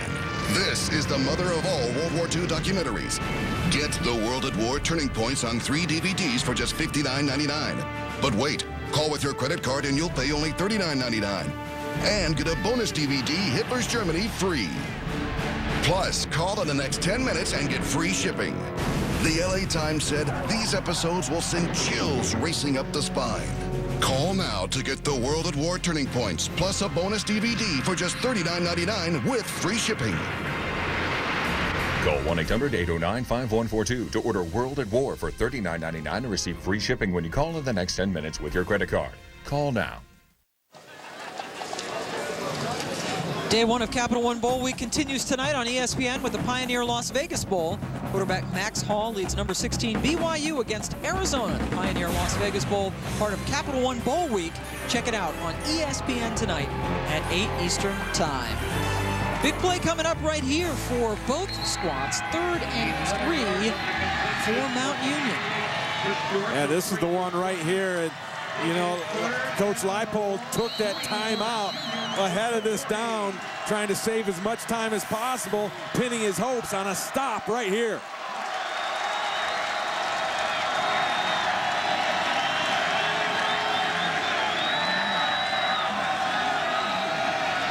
Shorts in motion.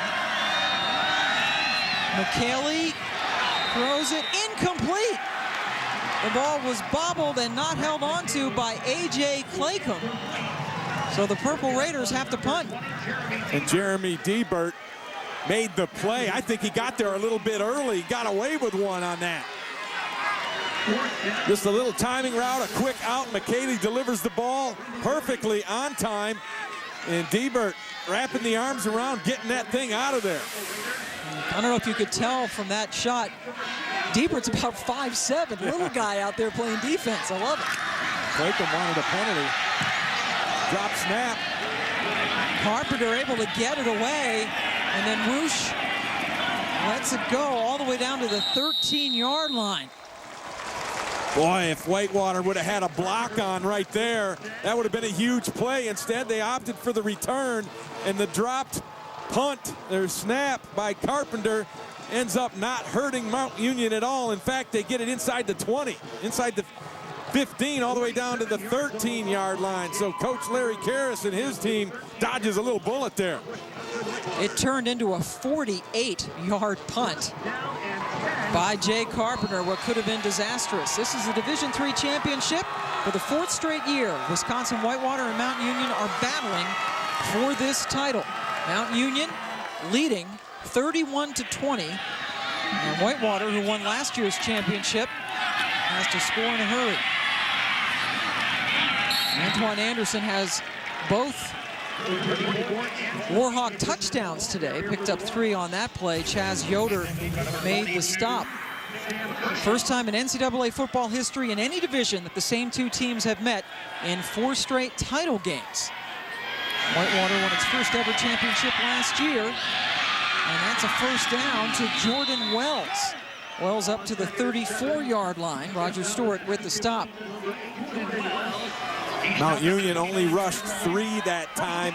That's why Donovan had so much time to wait for Wells to clear. They rushed 3 and they dropped 8. Now they got 4 rushing. Donovan on the roll, can't escape the pressure, and then lost the football. Recovered, however, by Rob Gilbreth. And James Herbert split the double team to make the hit on the quarterback. This is pretty good where you got 2 guys assigned to block you. You still get through them, sack the quarterback, and force a fumble. Second sack of the day for Mount Union, 51st of the season. There's Brandis again, the master of the sidelines. Gets it for a first down. He has been working it over there pretty good all day. And Ely's going to give him a little room there. The worst thing Mount Union could have is a blue plate special where they throw it over top of their head. They're not going to allow that. Brandis picked up 15. Donovan waits for Roosh to get open and then finds him. Roosh takes a big hit but hangs on. Stewart clubbed him, but it's another first down for the Warhawks. How about the gun on Jeff Donovan? He locked and loaded and let that one fly. On a rope, hitting Roosh right over the middle. 18-yard play, Donovan right back to him. That's Jordan Wells. Out of bounds, picked up 6 yards. And you're going to see this. Mount Union's going to give them those underneath things, those 6-yard routes. They don't have a problem with that because they're just worried about the touchdowns right now as you see both offenses churning up the yards, over 400 yards each. Mount Union usually gives up 181 yards per game. Best in the nation. Short completion to Nick Slepsky, the tight end. Darrell Ely tackled him close to the first down. And mark him just a little bit short. Nice hit by Ely. He's been all over the field today making plays. He's that leader on this Purple Raider defense. Senior from Winter Springs, Florida, playing his last collegiate game. Donovan sneaking for the first down. That'll get the clock stopped. Donovan, I believe he got it. He didn't look very pretty running that quarterback sneak. I don't think that's his game. Because he's so long at 6'5", only 187 pounds, it's hard for him to get those knees bent and get down in there and grind out those yards. Donovan, the 3rd quarterback to start in as many years in this Stagg Bowl for Wisconsin-Whitewater. Just a junior, so he'll be back for another run at it. This is a very young football team, Whitewater. Just 6 seniors that on the team, and 4 of them are starters, so they'll be around for a while, and Donovan did get that first down, not by much. Wisconsin-Whitewater has run 28 more plays than Mount Union, And they've held on to the ball for almost 8 more minutes, but still they're down by 11. And Mount Union had those quick strikes early. And a big interception for a touchdown. There's that arm slinging it out to Brandis for 9 yards. Tyler Alwart with the stop. The clock getting down, right down to around that 2-minute mark. Donovan again to the sideline. This time to Matt Gifford, stops the clock with the first down. First down from the 16. Donovan, he's pitching all 9 innings today. 37 attempts thus far.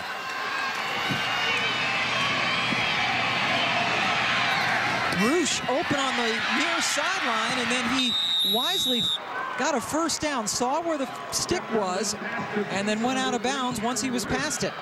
Yeah, he made that first move where he cut back inside, and the coach, I know, is over there going, no, no, no, oh, yes, yes, yes, as he beat Renbarger to get that first down. And that stops the clock. And now running the play in, they're going to have to hurry as that play clock starts to tick down on them.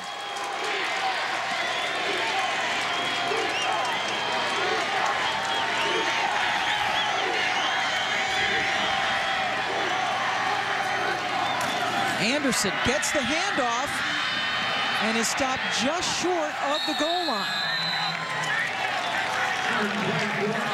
This is where you want to just get up there and run the same play. I'm sure they have a call for it. Bingo, bingo, bingo. Run that same play and get the touchdown. They only have 1 timeout remaining. And sneaking is Donovan, the quarterback. Looked to me like he got in there, but just a mass pile of humanity. And if he didn't get it, it's time for Wisconsin-Whitewater to use that last timeout. They're marking him just short. Yeah, they're going to wind the clock. I guess they do have time to go ahead and hurry up and do it again. Donovan this time does get in. Jeff Donovan, the quarterback. Now you got to go for 2 here, Pam. You're down 11. You want to make that field goal tie you up. So you got to go for 2 right now. Those 2 extra plays after Anderson was stopped cost Wisconsin-Whitewater 31 precious seconds. Yeah, they managed to save and salvage 1 timeout, but I don't know how good that's going to do you.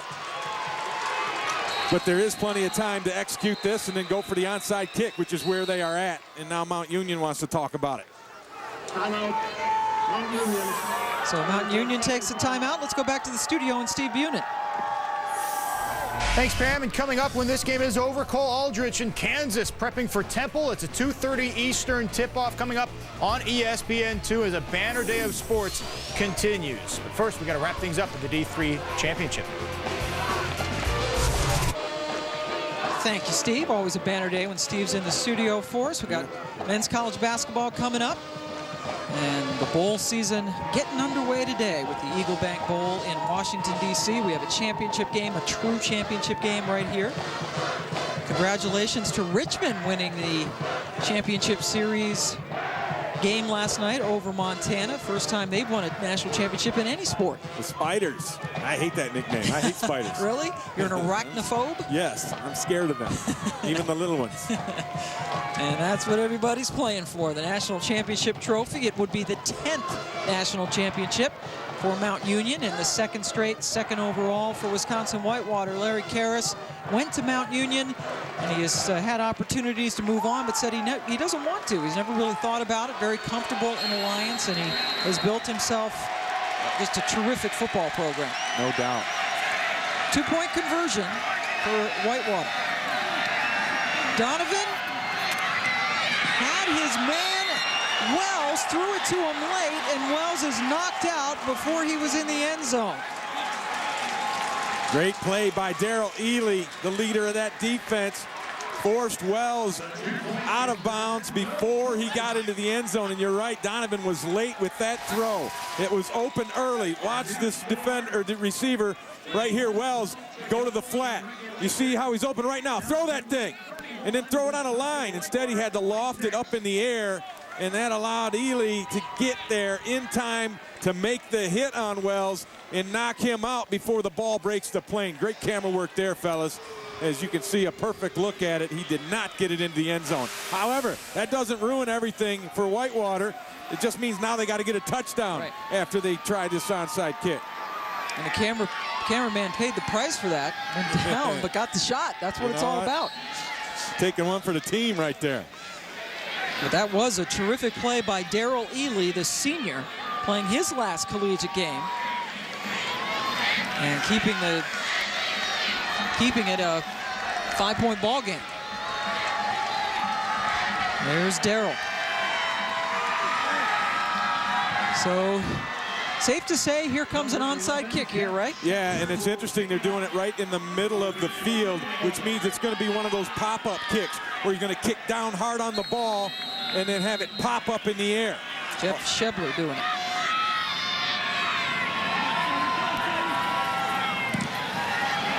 And he kicks it right to a Purple Raider. So Mount Union, that's Chad Reynolds, a tight end, coming up with a huge catch on the onside kick. Well, you talk about taking one for the team. Reynolds, he gets rocked after this catch that he makes. You see him step up, make the catch, and then bam. And that's what you want to do as a coverage team right there, is roll him over and try to make it happen, as Hancock came flying in there and nailed him. Let's take a look at today's game-changing performance brought to you by Pontiac.